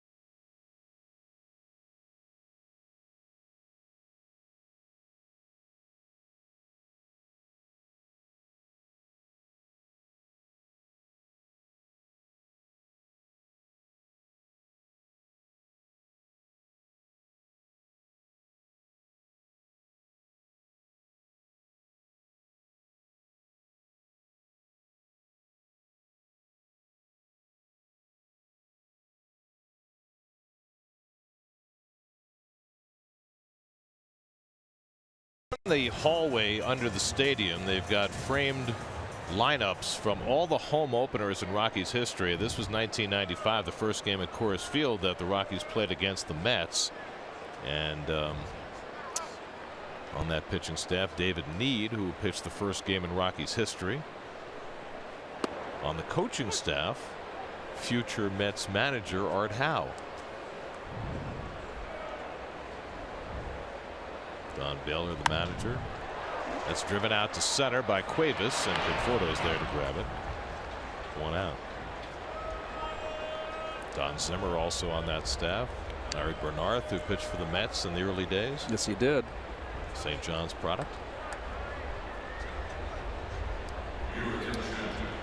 Well, they're going to pinch hit for Freeland, who's done after 6 innings and 102 pitches. Tony Walters will pinch hit. His first appearance in this series. The Rockies have just a 3-man bench today. We mentioned earlier they sent Ryan McMahon, one of last night's heroes, down, and they called up another pitcher to give them a little more flexibility in their bullpen. So Walters, the third catcher on this team, gets in for the first time. Meanwhile, Matz has retired 6 in a row. Best stretch of his day, hoping his team can do something against the Rockies bullpen. With Freeland now out of the game, and the curveball misses down to Walters. 2-0.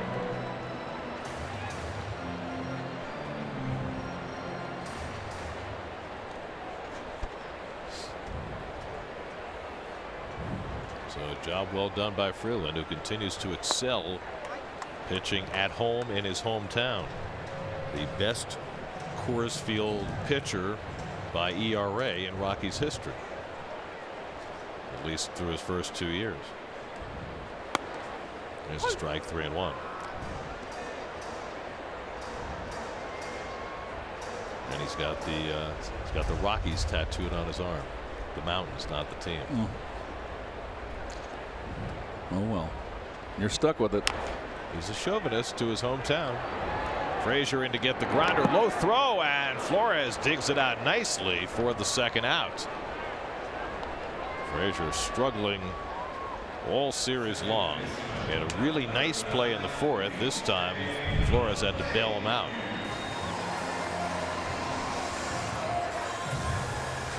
Throwing on the run.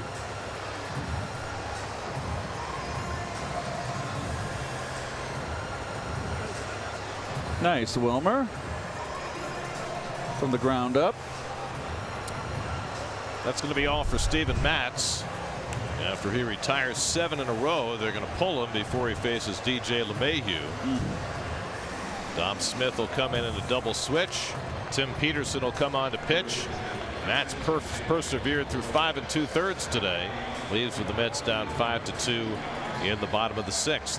Peterson making his way in. Called to the bullpen, brought to you by Verizon.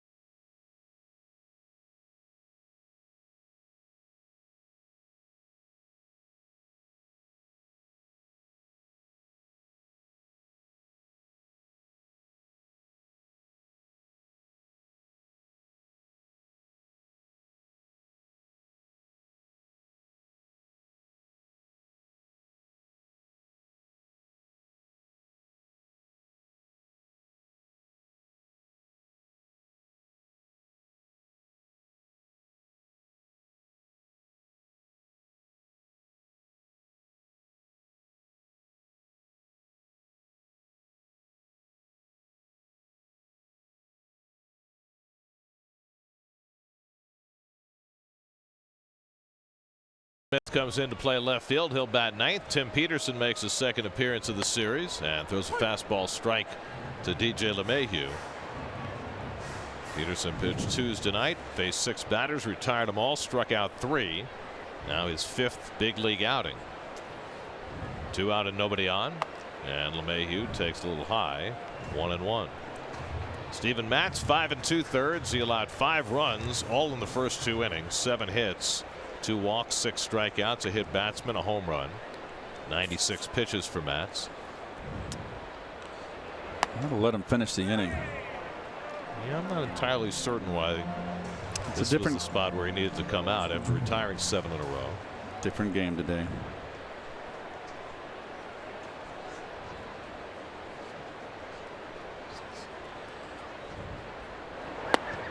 And Peterson strikes out LeMahieu for the 3rd out. So Peterson continues to baffle the hitters. We're through 6, 5-2 Colorado.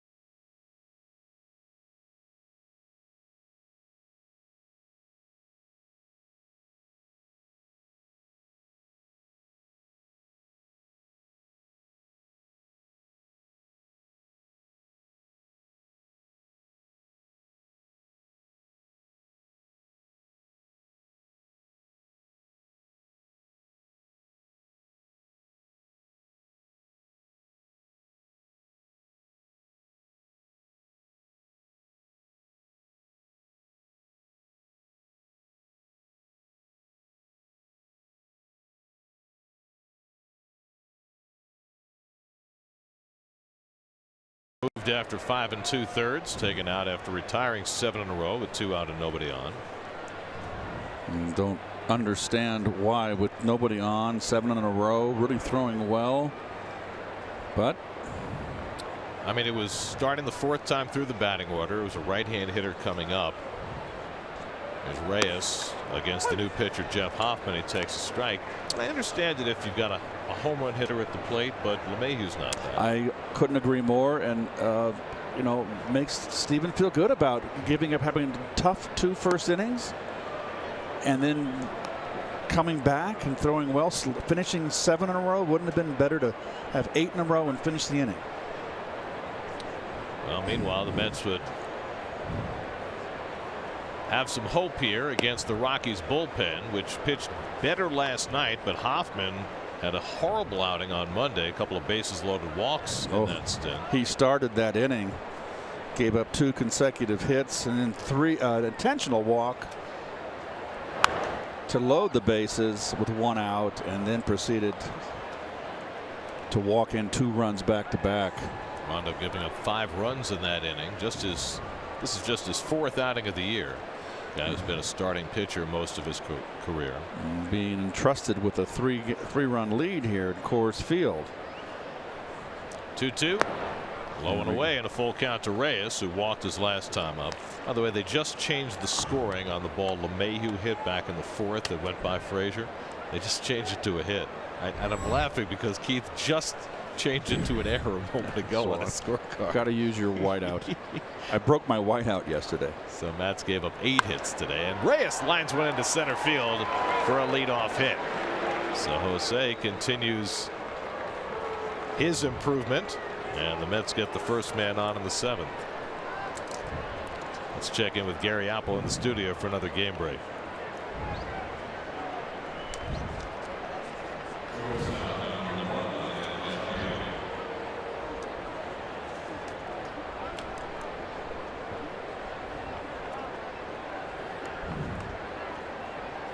Happy flight. Here's Ahmed Rosario, who's 1 for 2.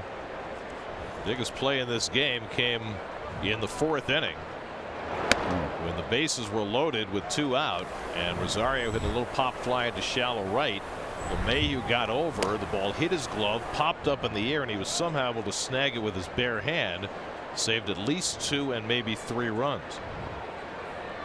Well, Hoffman is digging himself another grave here. Got to throw strikes.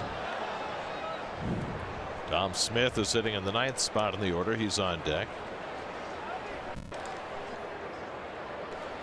Rosario 6 for 12 in this series. And when you saw that shot, the bullpen already firing up after a base hit. It doesn't show a lot of confidence from Bud Black and Hoffman, and you can't let this game get away from you. You got a 3-run lead in this ballpark, which is nothing.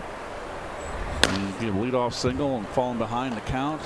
Yency Almonte was just called up today, who's never pitched in a big league game, up alongside Chris Russin in that Colorado bullpen.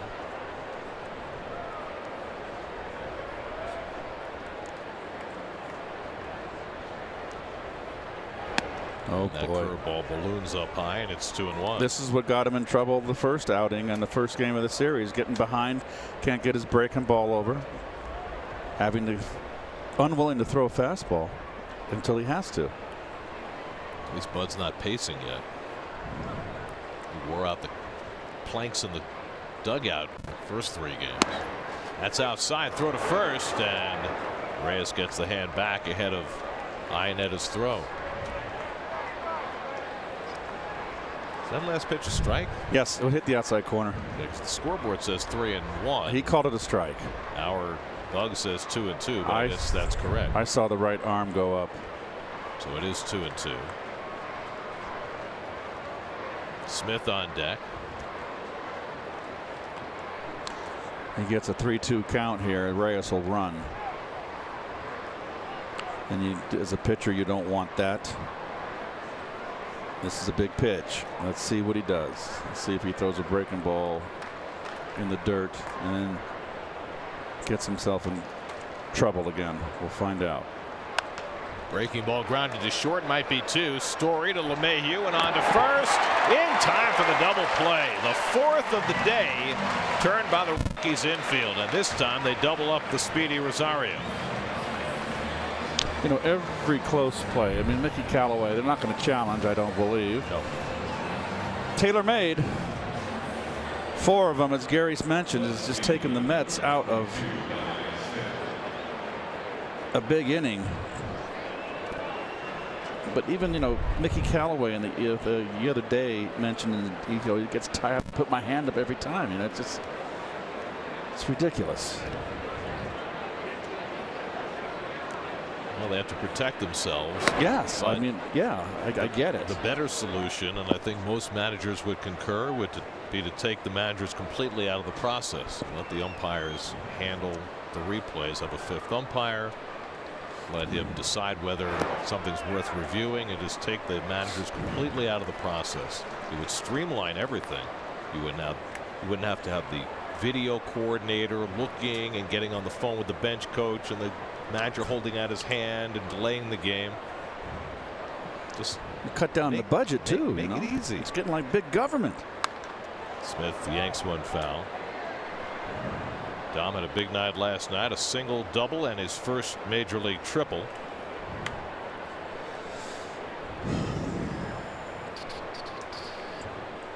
His first at bat in this game after coming in on a double switch. Big shift.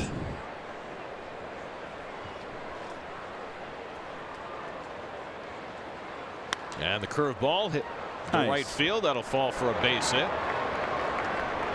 So Dom Smith has a hit in his first at bat of the day. Today's starters brought to you by People's United Bank.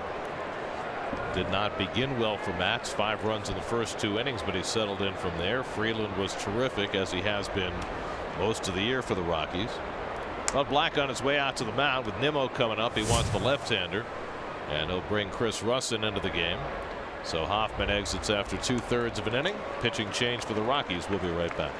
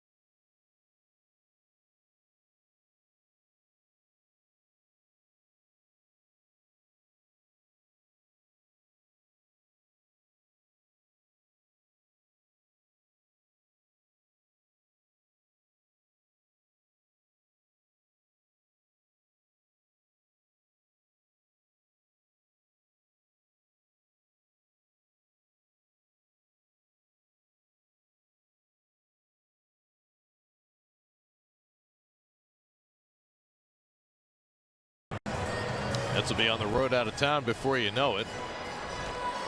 But here in the 7th, Chris Russin will make his 3rd appearance in this 4-game series. He had a good outing Tuesday night when he struck out Conforto, but he could not record an out last night.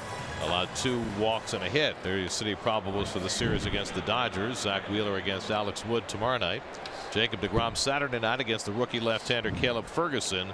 And Vargas and Maeda Sunday. For more on the Dodgers, let's check in with Steve. Gary, you already mentioned Max Muncy, who has been a revelation for the Dodgers. Just another one of these players in the line of diamonds in the rough they seemingly find. Last year it was Chris Taylor.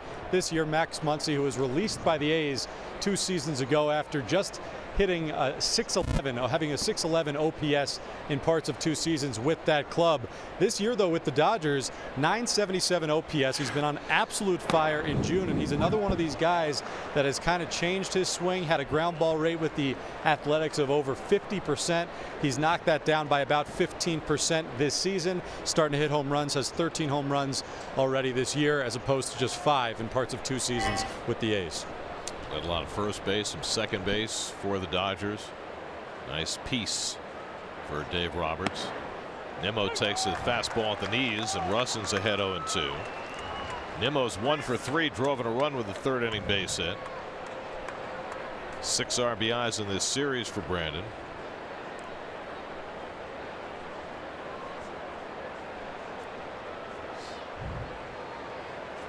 Nimmo walked with the bases loaded against Russin last night. This time down 0-2. And he chases a slider for strike 3. And Russin this time gets the job done.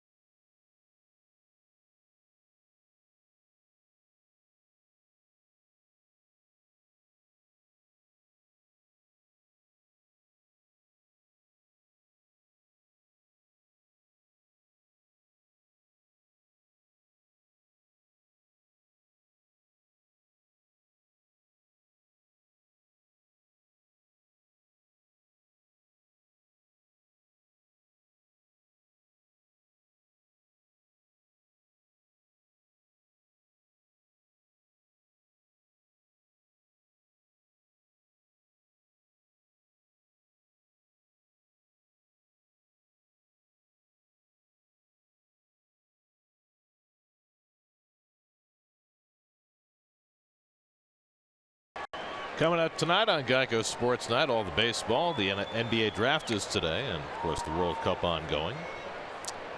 We go to the bottom of the 7th. Charlie Blackmon leads off against Tim Peterson and goes after a first pitch changeup, 0-1.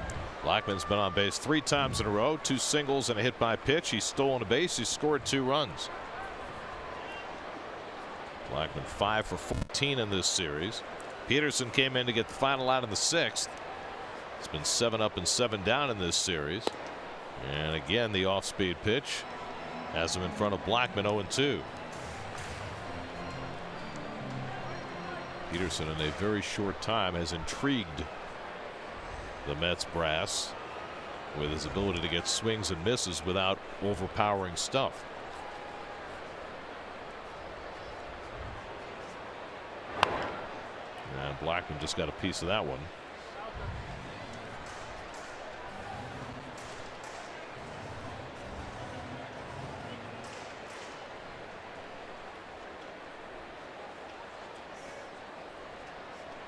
Tim Peterson from Puyallup, Washington, by way of the University of Kentucky.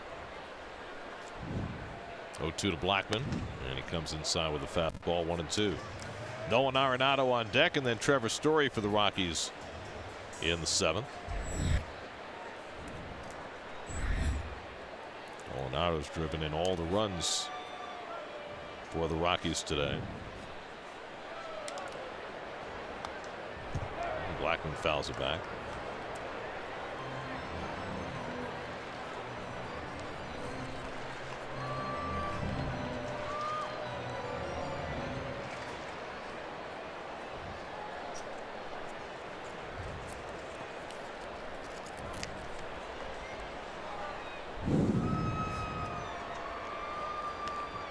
One-two coming, and it's pulled on the ground, and Reyes is there to field it.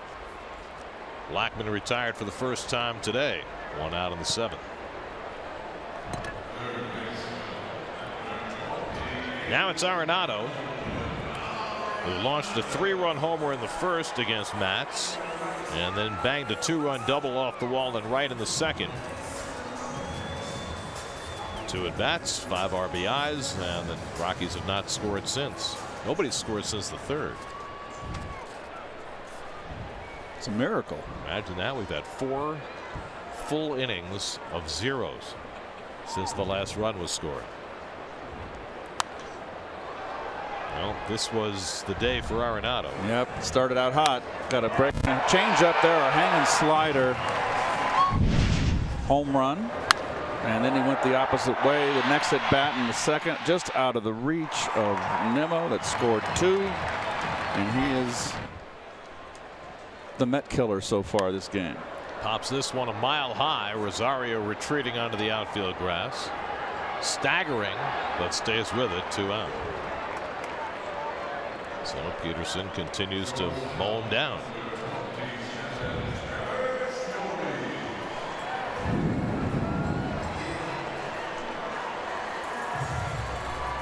And now Trevor Story, who's 1 for 3, doubled back in the 1st. So when you watch Peterson, can you get an idea why, without overpowering stuff, he seems to be so deceptive? He throws strikes, Gare, and he's got a good changeup, and they haven't seen him. He's pumping in strikes. He's getting ahead in the count. You don't have to be a guy throwing through a brick wall to get people out. He's got a decent breaking ball, and he locates well. And he throws his fastball. He's got good 3 pitches. Gets good sink on his changeup.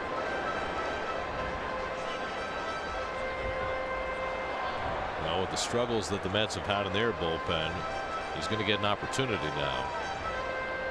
Over the last 4 weeks, the Mets have a team bullpen ERA well over 6. And Peterson right now is getting outs. And as he continues to get outs, if he does, he'll get higher and higher leverage situations, because really, once you get past Gazelman and Familia, there's not a lot of trust in that bullpen right now. And even Gazelman faltered last night, giving up that go-ahead home run. Seawald got off to a great start this year, but has faltered lately. Ramos out for the year with shoulder surgery. Good pitch. Peterson gets the strikeout on the changeup. 4 up and 4 down for Tim Peterson. He continues to excel. Mets will try and come back against the Rockies bullpen in the 8th. Todd Frazier has a home run today. He'll be leading off in the 8th when we come back.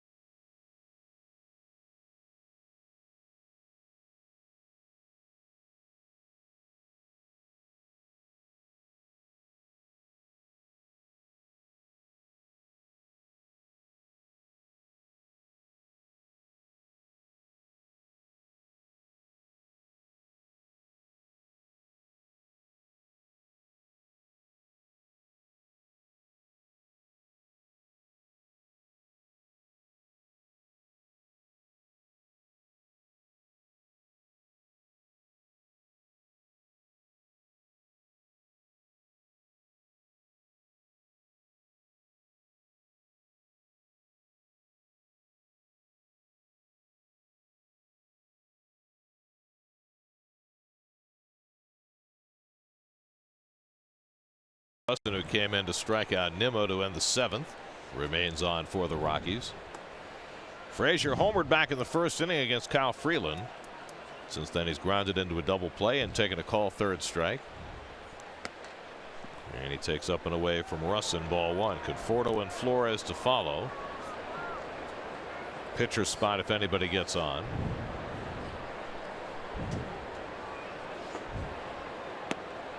While Tim Peterson continues to impress. 10 batters faced in this series, 10 batters retired with 5 strikeouts. Not too many guys do that at Coors Field. Got a good changeup. Sinking change.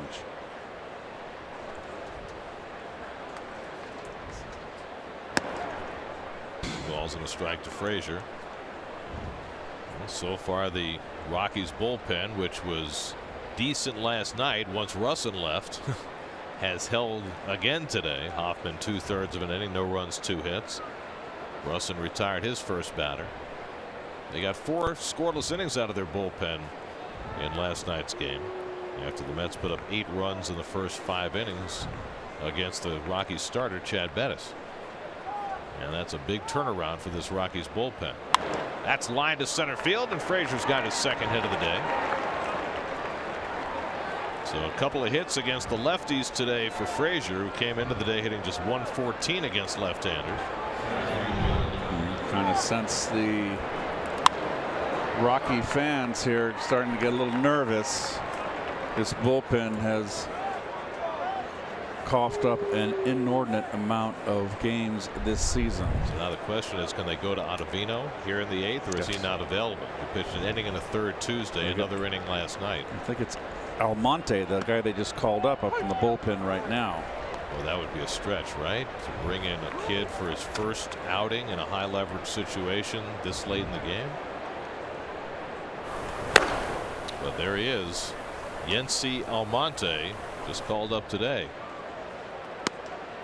Inside to Conforto, 1-1. Michael had a base hit to center field his last time up against Freeland. 1 for 3 on the day, 6 for 15 in this series.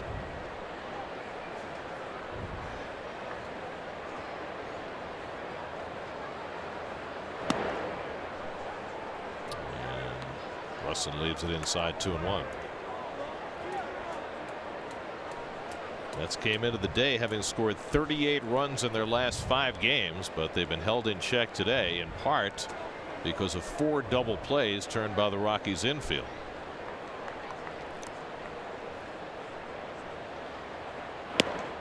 And that's at the knees for a strike. 2-2.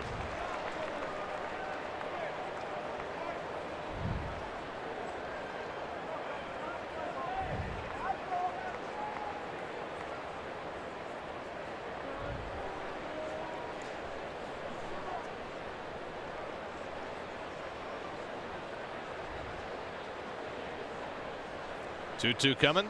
There you got a piece. 2-2.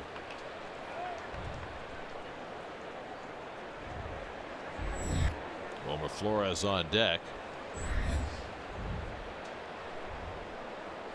Bud Black trying to plan out the last 6 outs of this game. Russin working for a 3rd straight day. But you can't imagine they'll want him to go much farther. With a right-hand hitter on deck. And Conforto lines one over short for a base hit. Frazier around second. He's going to dig for third. Blackman's throw goes to second.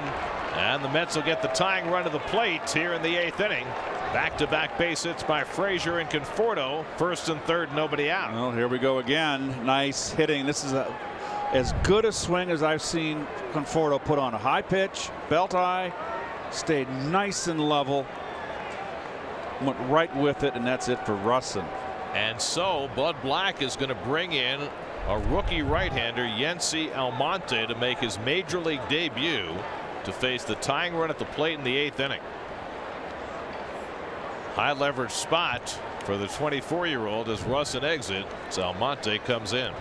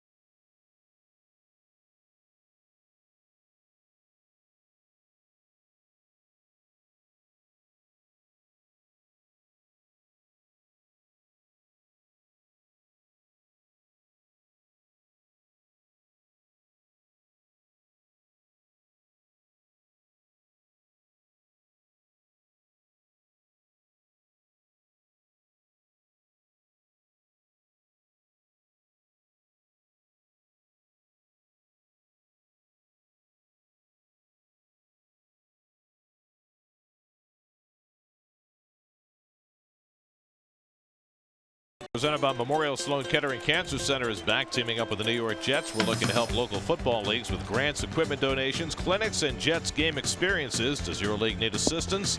Apply today at sny.tv/playball. Yency Almonte, 24 years old, from Miami, making his major league debut. Hard thrower, slider, developing a changeup. I don't think he's going to be throwing anything but hard stuff here. Wilmer Flores tying run at the plate, goes after a first pitch fastball at 96. 0-1. Flores has grounded out twice, once into a double play, walked in between, 0 for 2. Frazier at third, Conforto at first, nobody out.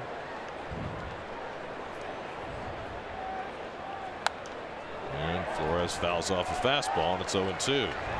Pitcher spot due up next for the Mets, and Luis Guillorme is out on deck. Almonte was working as a starting pitcher in AAA. 9 starts for Albuquerque. He had a 6.27 ERA. He's ahead of his first batter, though. 0-2 to Flores. And Wilmer fouls off another fastball, this one at 97. High altitude in Albuquerque as well, so he's used to pitching in the altitude, but this guy's just a hard thrower here.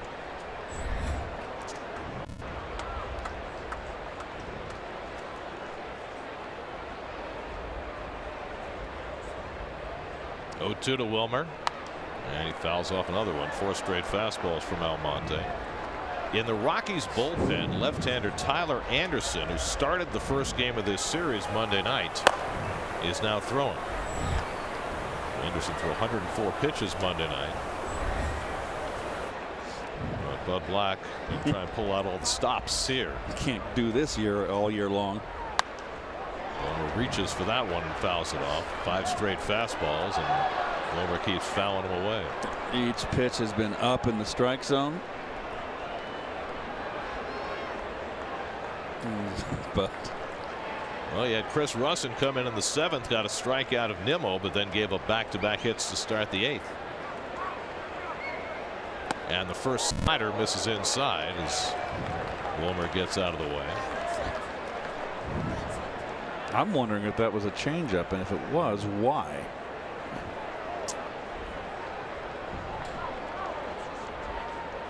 Now Iannetta moves outside, and Wilmer flies it out to right field. Tagging at third is Frazier. Cuevas makes the catch.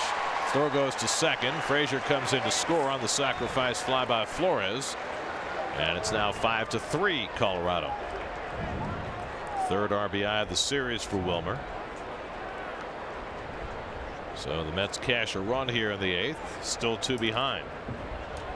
And now it's not going to be Guillorme. It's going to be Devin Mesoraco to pitch hit instead in a spot where a home run can tie the game.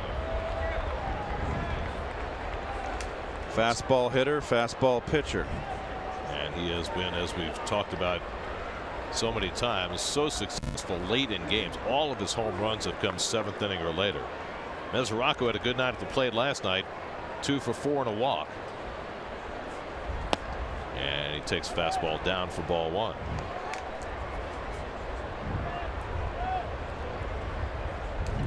Plawecki on deck. It's still up Guillorme and Cabrera left in the dugout. And he gets tied up, but he stopped the swing in time, and it's 2-0. Tony Randazzo with the call at first.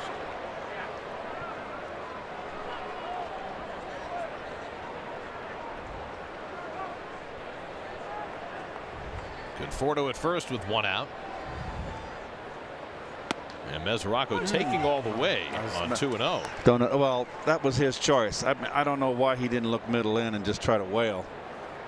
I mean, it's a spot where Mickey sent him up there, hoping he'd get a long ball to tie the game. 2-0 is a count, man. Almonte's 2-1, and he swings through that one, and it's 2-2.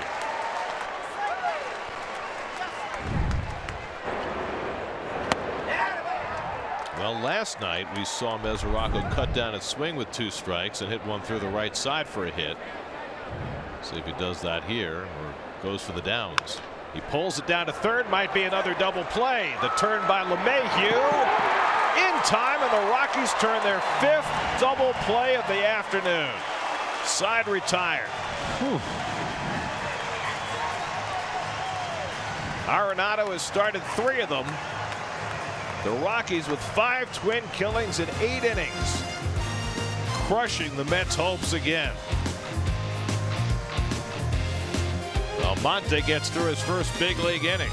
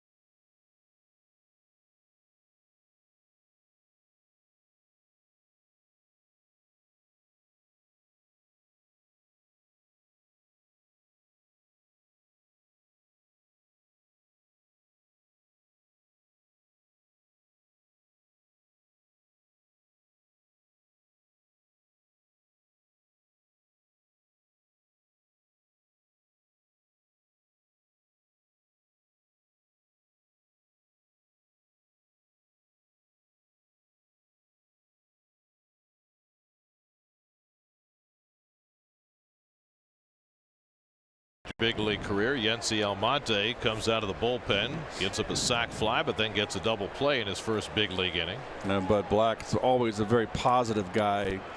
Give him a pat in the back. And that's a big out, which this club needed. Hey, anybody who can get an out in that Colorado bullpen, he's going to stick around. Meanwhile, Tim Peterson sticking around on the mound for the Mets. It's Paul Sewald, excuse me, with Peterson having left for a pinch hitter. So Sewald pitching the 8th.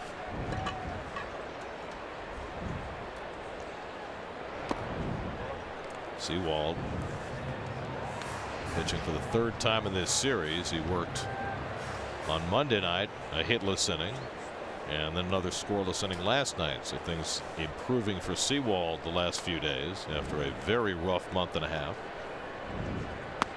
And it's inside to Desmond, 3-1. Desmond's already walked twice today after walking 3 times last night. He's got a 3-1 count against Sewald here in the 8th. Chris Iannetta on deck, then Gerardo Parra.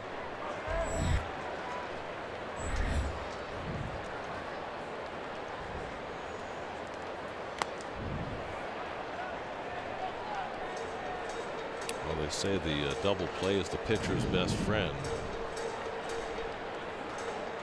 No fooling. So if you ask Rockies pitchers, they've got 5 friends they'd like to invite to dinner.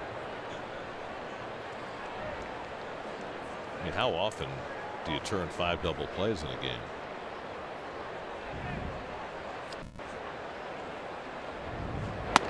That's inside, ball 4, and Desmond has walked yet again. 6 walks in the last 2 games. Take a look at the road ahead presented by Tri-State GMC. Mets finally get home after this 10-game road trip to play the Dodgers tomorrow night. 3 with LA, 3 with the Pirates. First time they see those 2 teams this year. And the Mets will go to Miami and Toronto on their next road trip. Still in the Eastern time zone, maybe not fully in this country, but nonetheless, don't have to change your watch. Here's Chris Iannetta, who's 0 for 3, struck out twice and flied out. Well, it appears as though the Rockies are going to stay away from Wade Davis today. Davis worked each of the last 2 days, got the save last night. They've got Tyler Anderson, who's been throwing for a while, and Jake McGee, 2 lefties up in the bullpen. Anderson may just begin working at this point. Might have saved him maybe for long relief earlier today instead of throwing his bullpen session. Now that it's gotten later, he may just be doing that.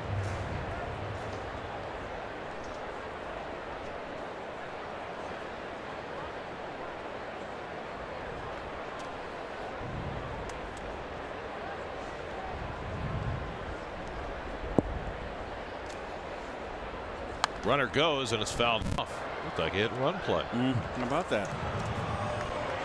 I don't think Iannetta's a good hit and run guy. And now the horses are interrupting. I don't think Iannetta's a real good hit and run guy, but I guess you can hope for the best. I've always liked the hit and run. You know that, Gary. Iannetta drives one to the left for a base hit. Desmond around second. He's going to try for third as it's lollipopped in by Smith. Good base running by Desmond as Smith, the inexperienced left fielder, just kind of shoveled that ball in without much on it.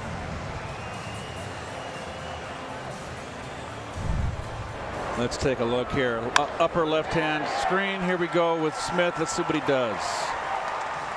No, you got to come up throwing. That's just inexperience right there.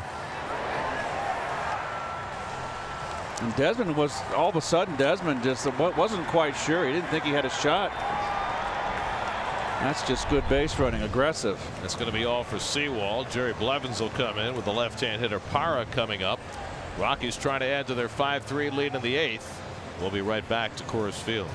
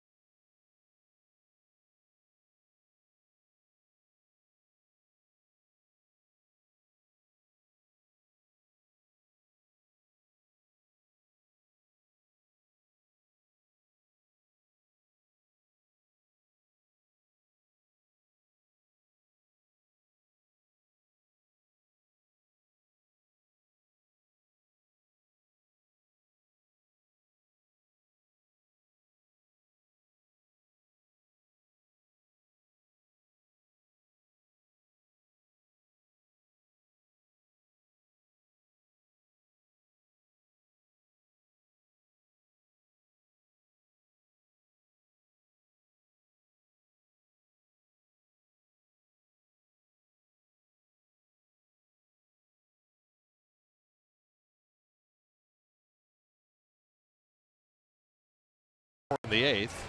First and third and nobody out, and Jerry Blevins has come in.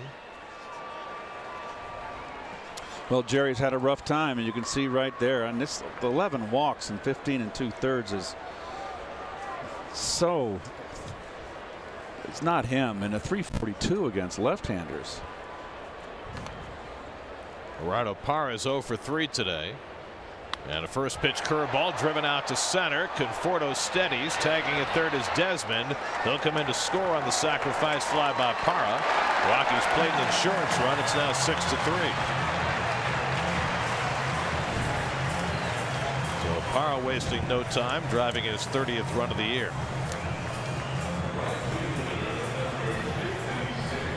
And the extra base allowed by Dominic Smith leads to a run.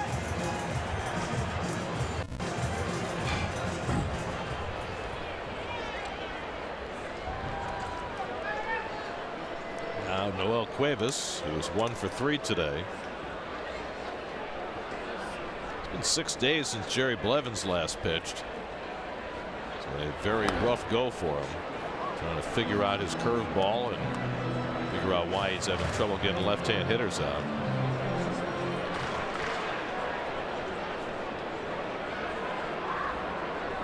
Carlos Gonzalez is out on deck to pinch hit with the pitcher spot due up next. And up and into Cuevas with a fastball 2-0.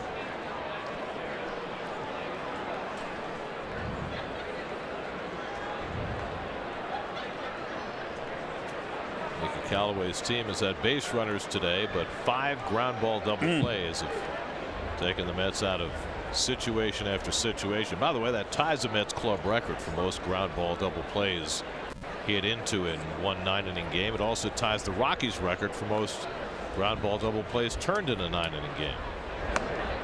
If memory serves, I believe the Astros once turned 7 in a 9-inning game. That's the major league record. That's hard to do. 5 is hard enough. You know Joe Torre. Well, Joe hit into 4 all by himself. He said it was all Felix Mian's fault because Mian went 4 for 4 right in front of him. If Mian hadn't gotten the hits, Joe couldn't have hit into all those double plays. And you know, Felix wasn't going to mix in a lot of doubles. Cuevas turns on one and yanks it foul.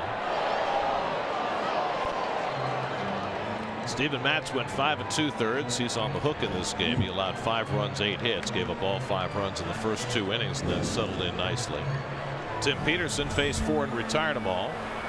Sewald didn't retire a batter. Chris Flexen, the next man up in the Mets bullpen.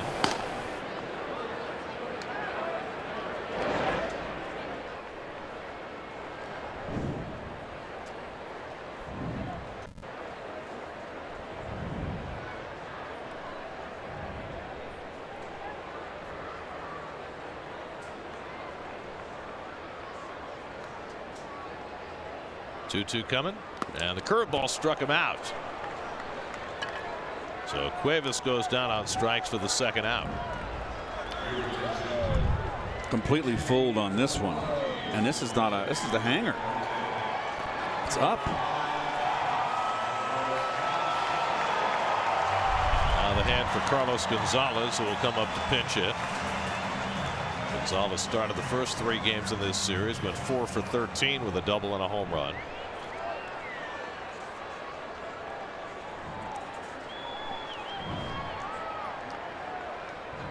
Drago 1 for 6 in his career against Blevins.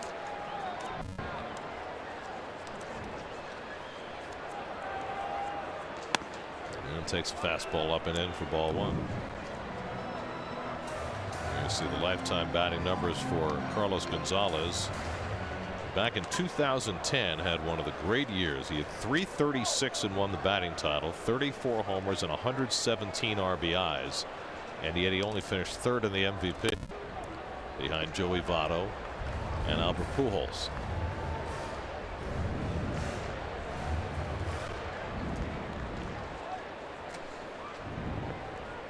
When did he begin his decline, Gare? It's been 4 or 5 years. Yeah, it's been a while. Kind of steadily. It's not that he's old. It's 32 now. It's, you know, that's the back end of your prime. I mean, last year was, by any account, his worst season at 262 with 14 home runs.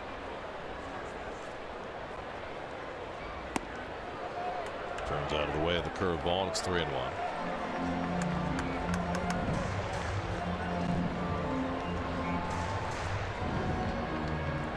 There's a lot of question as to whether Carlos Gonzalez was going to be back with the Rockies this year. He's not. Yeah. He was a free agent. He was out on the market for a long time before re-signing with Colorado. So late that he's not in the press book. 3-2 now. Levin's getting some swings and misses on his curveball. Those have been few and far between lately.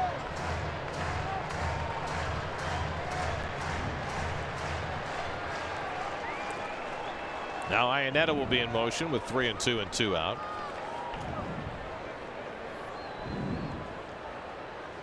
And Cargo takes the curveball inside for ball 4. Boy, Jerry is just.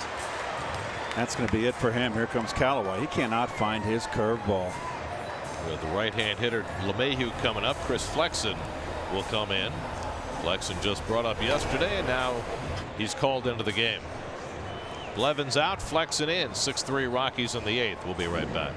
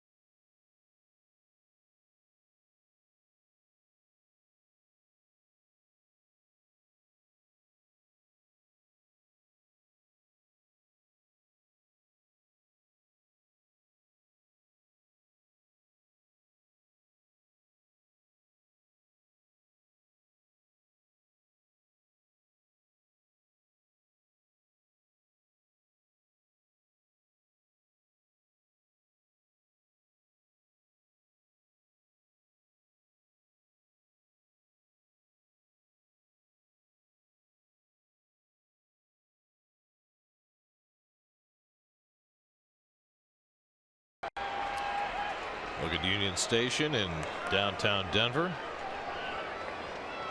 Chris Flexen's second big league appearance of the year. Well, he had the one outing in Milwaukee where he gave up the 7 runs.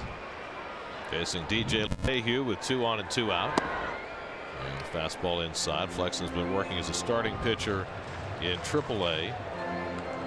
5.43 ERA in Vegas.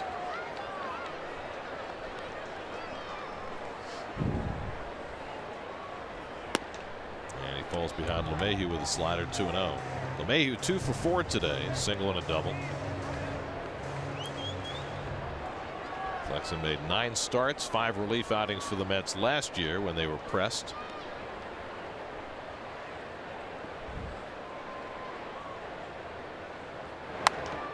Called up on the shuttle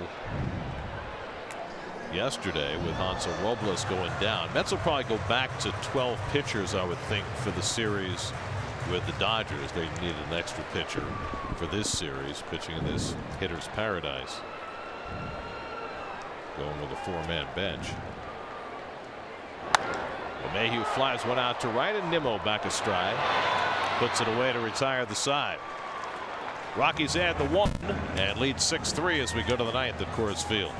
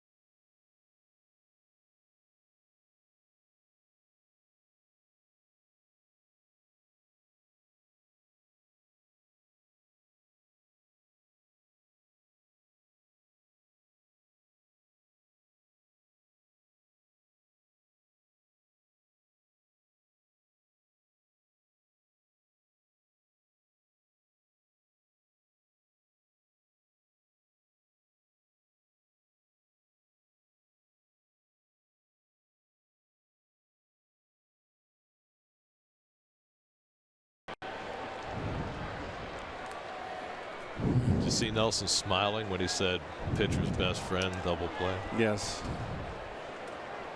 A smirk. Jake McGee will get the save opportunity, looking for his first save of the season as we go to the ninth.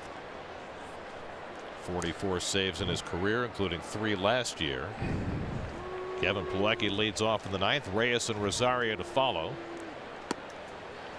That's trying to pull one out here and avoid a 3-7 road trip that would send them home 10 games under 500 for the season. Ball and a strike to Plawecki, who's 1 for 3 today, had a base hit back in the 4th. McGee trying to save it for Kyle Freeland, who was terrific again today for the Rockies. 6 innings, 2 runs, 5 hits, and their bullpen has been good enough thanks to all the double plays. 3 in the last 3 innings. That catches the corner, and it's 1-2. McGee pitching for the 3rd time in the series, gave up a run on Monday night. Pitched a hitless inning last night.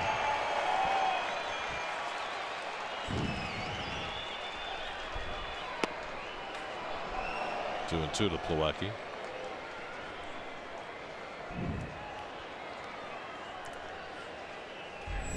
Reyes next, then Rosario.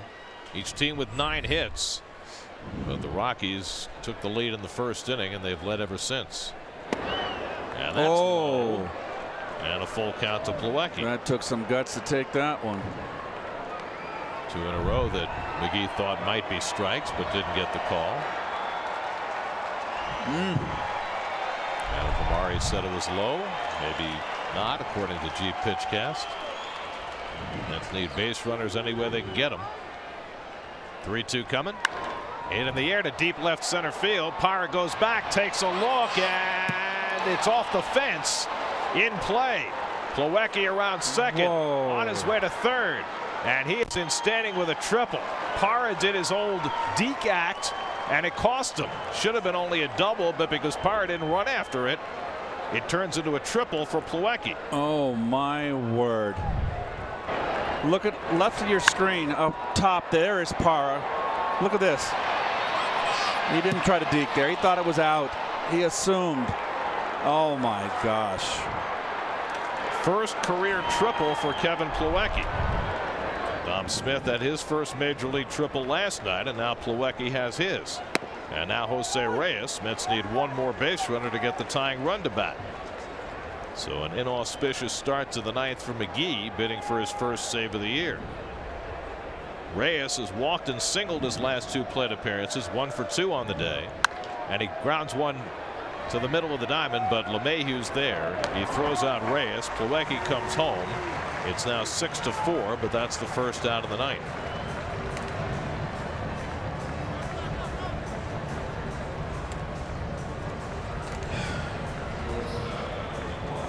It's really been 4 games of not properly played baseball.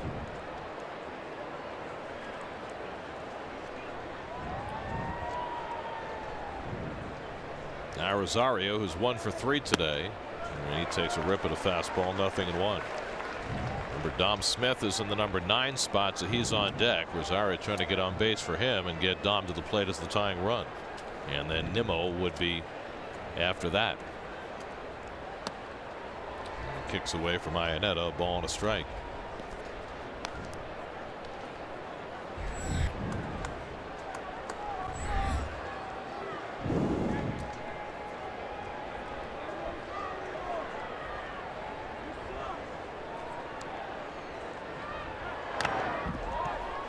And now 1-2 to Rosario.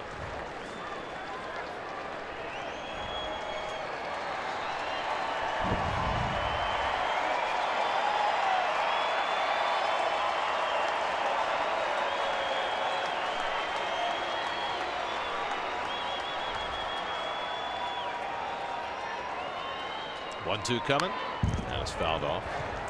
Jake McGee had 15 saves for the Rockies 2 years ago. Then they brought in Greg Holland to close last year, and now Wade Davis to close this year. And so McGee not called upon in these situations quite as often.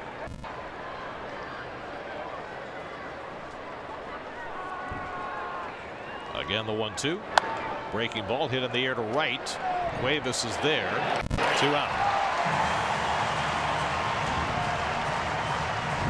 And so the Mets are down to their final out on this road trip, with Dominic Smith coming up. Smith came on in the double switch in the 6th. He had a base hit and is only at bat. So Dom is 4 for 6 the last 2 days. Trying to keep the Mets alive with Brandon Nimmo next.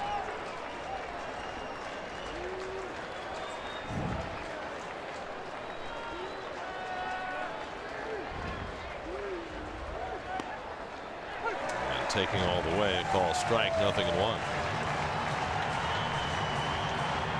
Mets are home tomorrow night against the Dodgers. Zach Wheeler against Alex Wood, first of a 6-game homestand. And Smith down to the count 0-2. And the Mets are down to their final strike.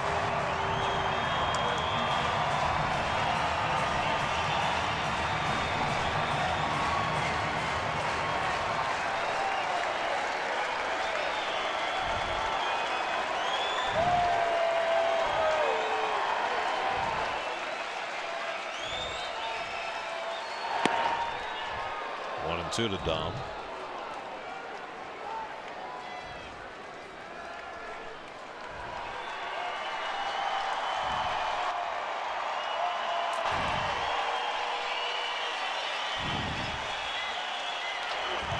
Smith fouls off a 96-mile-an-hour fastball to hang in there.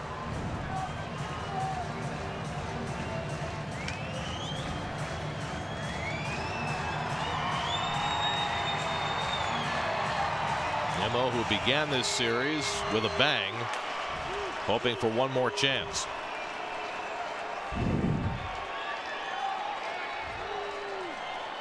One-two coming. Just missed. 2-2. Good eye right there. Laid off that, took a little off, got a bigger break on that slider. Fish weren't biting.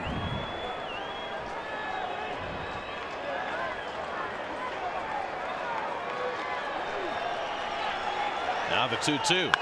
He lines it to left center, base hit, and the Mets are alive. That'll go to the wall. Smith stumbles coming around first, but he'll jog into second base, and Nimmo will come to bat as the tying run. Not over yet. Nice hitting, Dominic. McGee not wanting to come inside. This is a nice at bat here, going right with that pitch. Well done.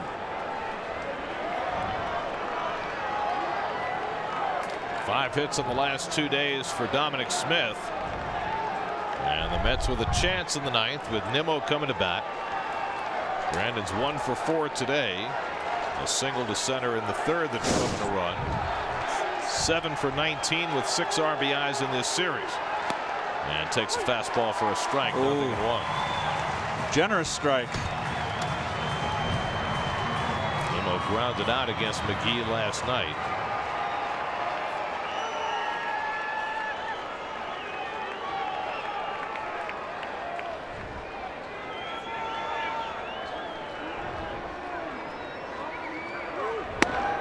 Fastball for a call strike, and it's 0-2.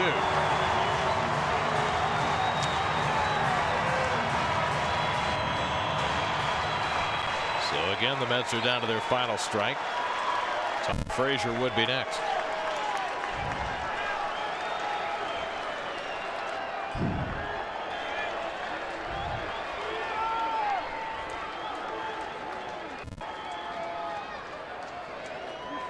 Two from McGee.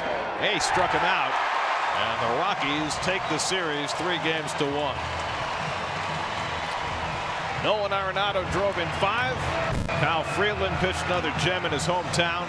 The Mets finish a 3-7 road trip. They've now lost 22 of their last 29 games, and they limp home 10 games under 500 as the Rockies win this one 6-4. Well, Arenado once again with a big day, and here's the final pitch. Fastball away. Cutter. Refreshing finish. Threw it by Nimmo right there, and 3-7 road trip. Got off to a bat off on the wrong foot from the get-go, losing 2 in Atlanta. In the first 2 in Phoenix. Tried to rally, but lose 3 out of 4 here. And you're right, Gary. They are limping home. They had the 3 straight wins, but now they follow it with 3 straight losses to finish off this series and this trip. That's a lot of offense in this series, but not enough as they fall today. 6-4 game summary presented by G. Baronato. 3 straight games with a homer. He drove in the first 5 Colorado runs today, and that was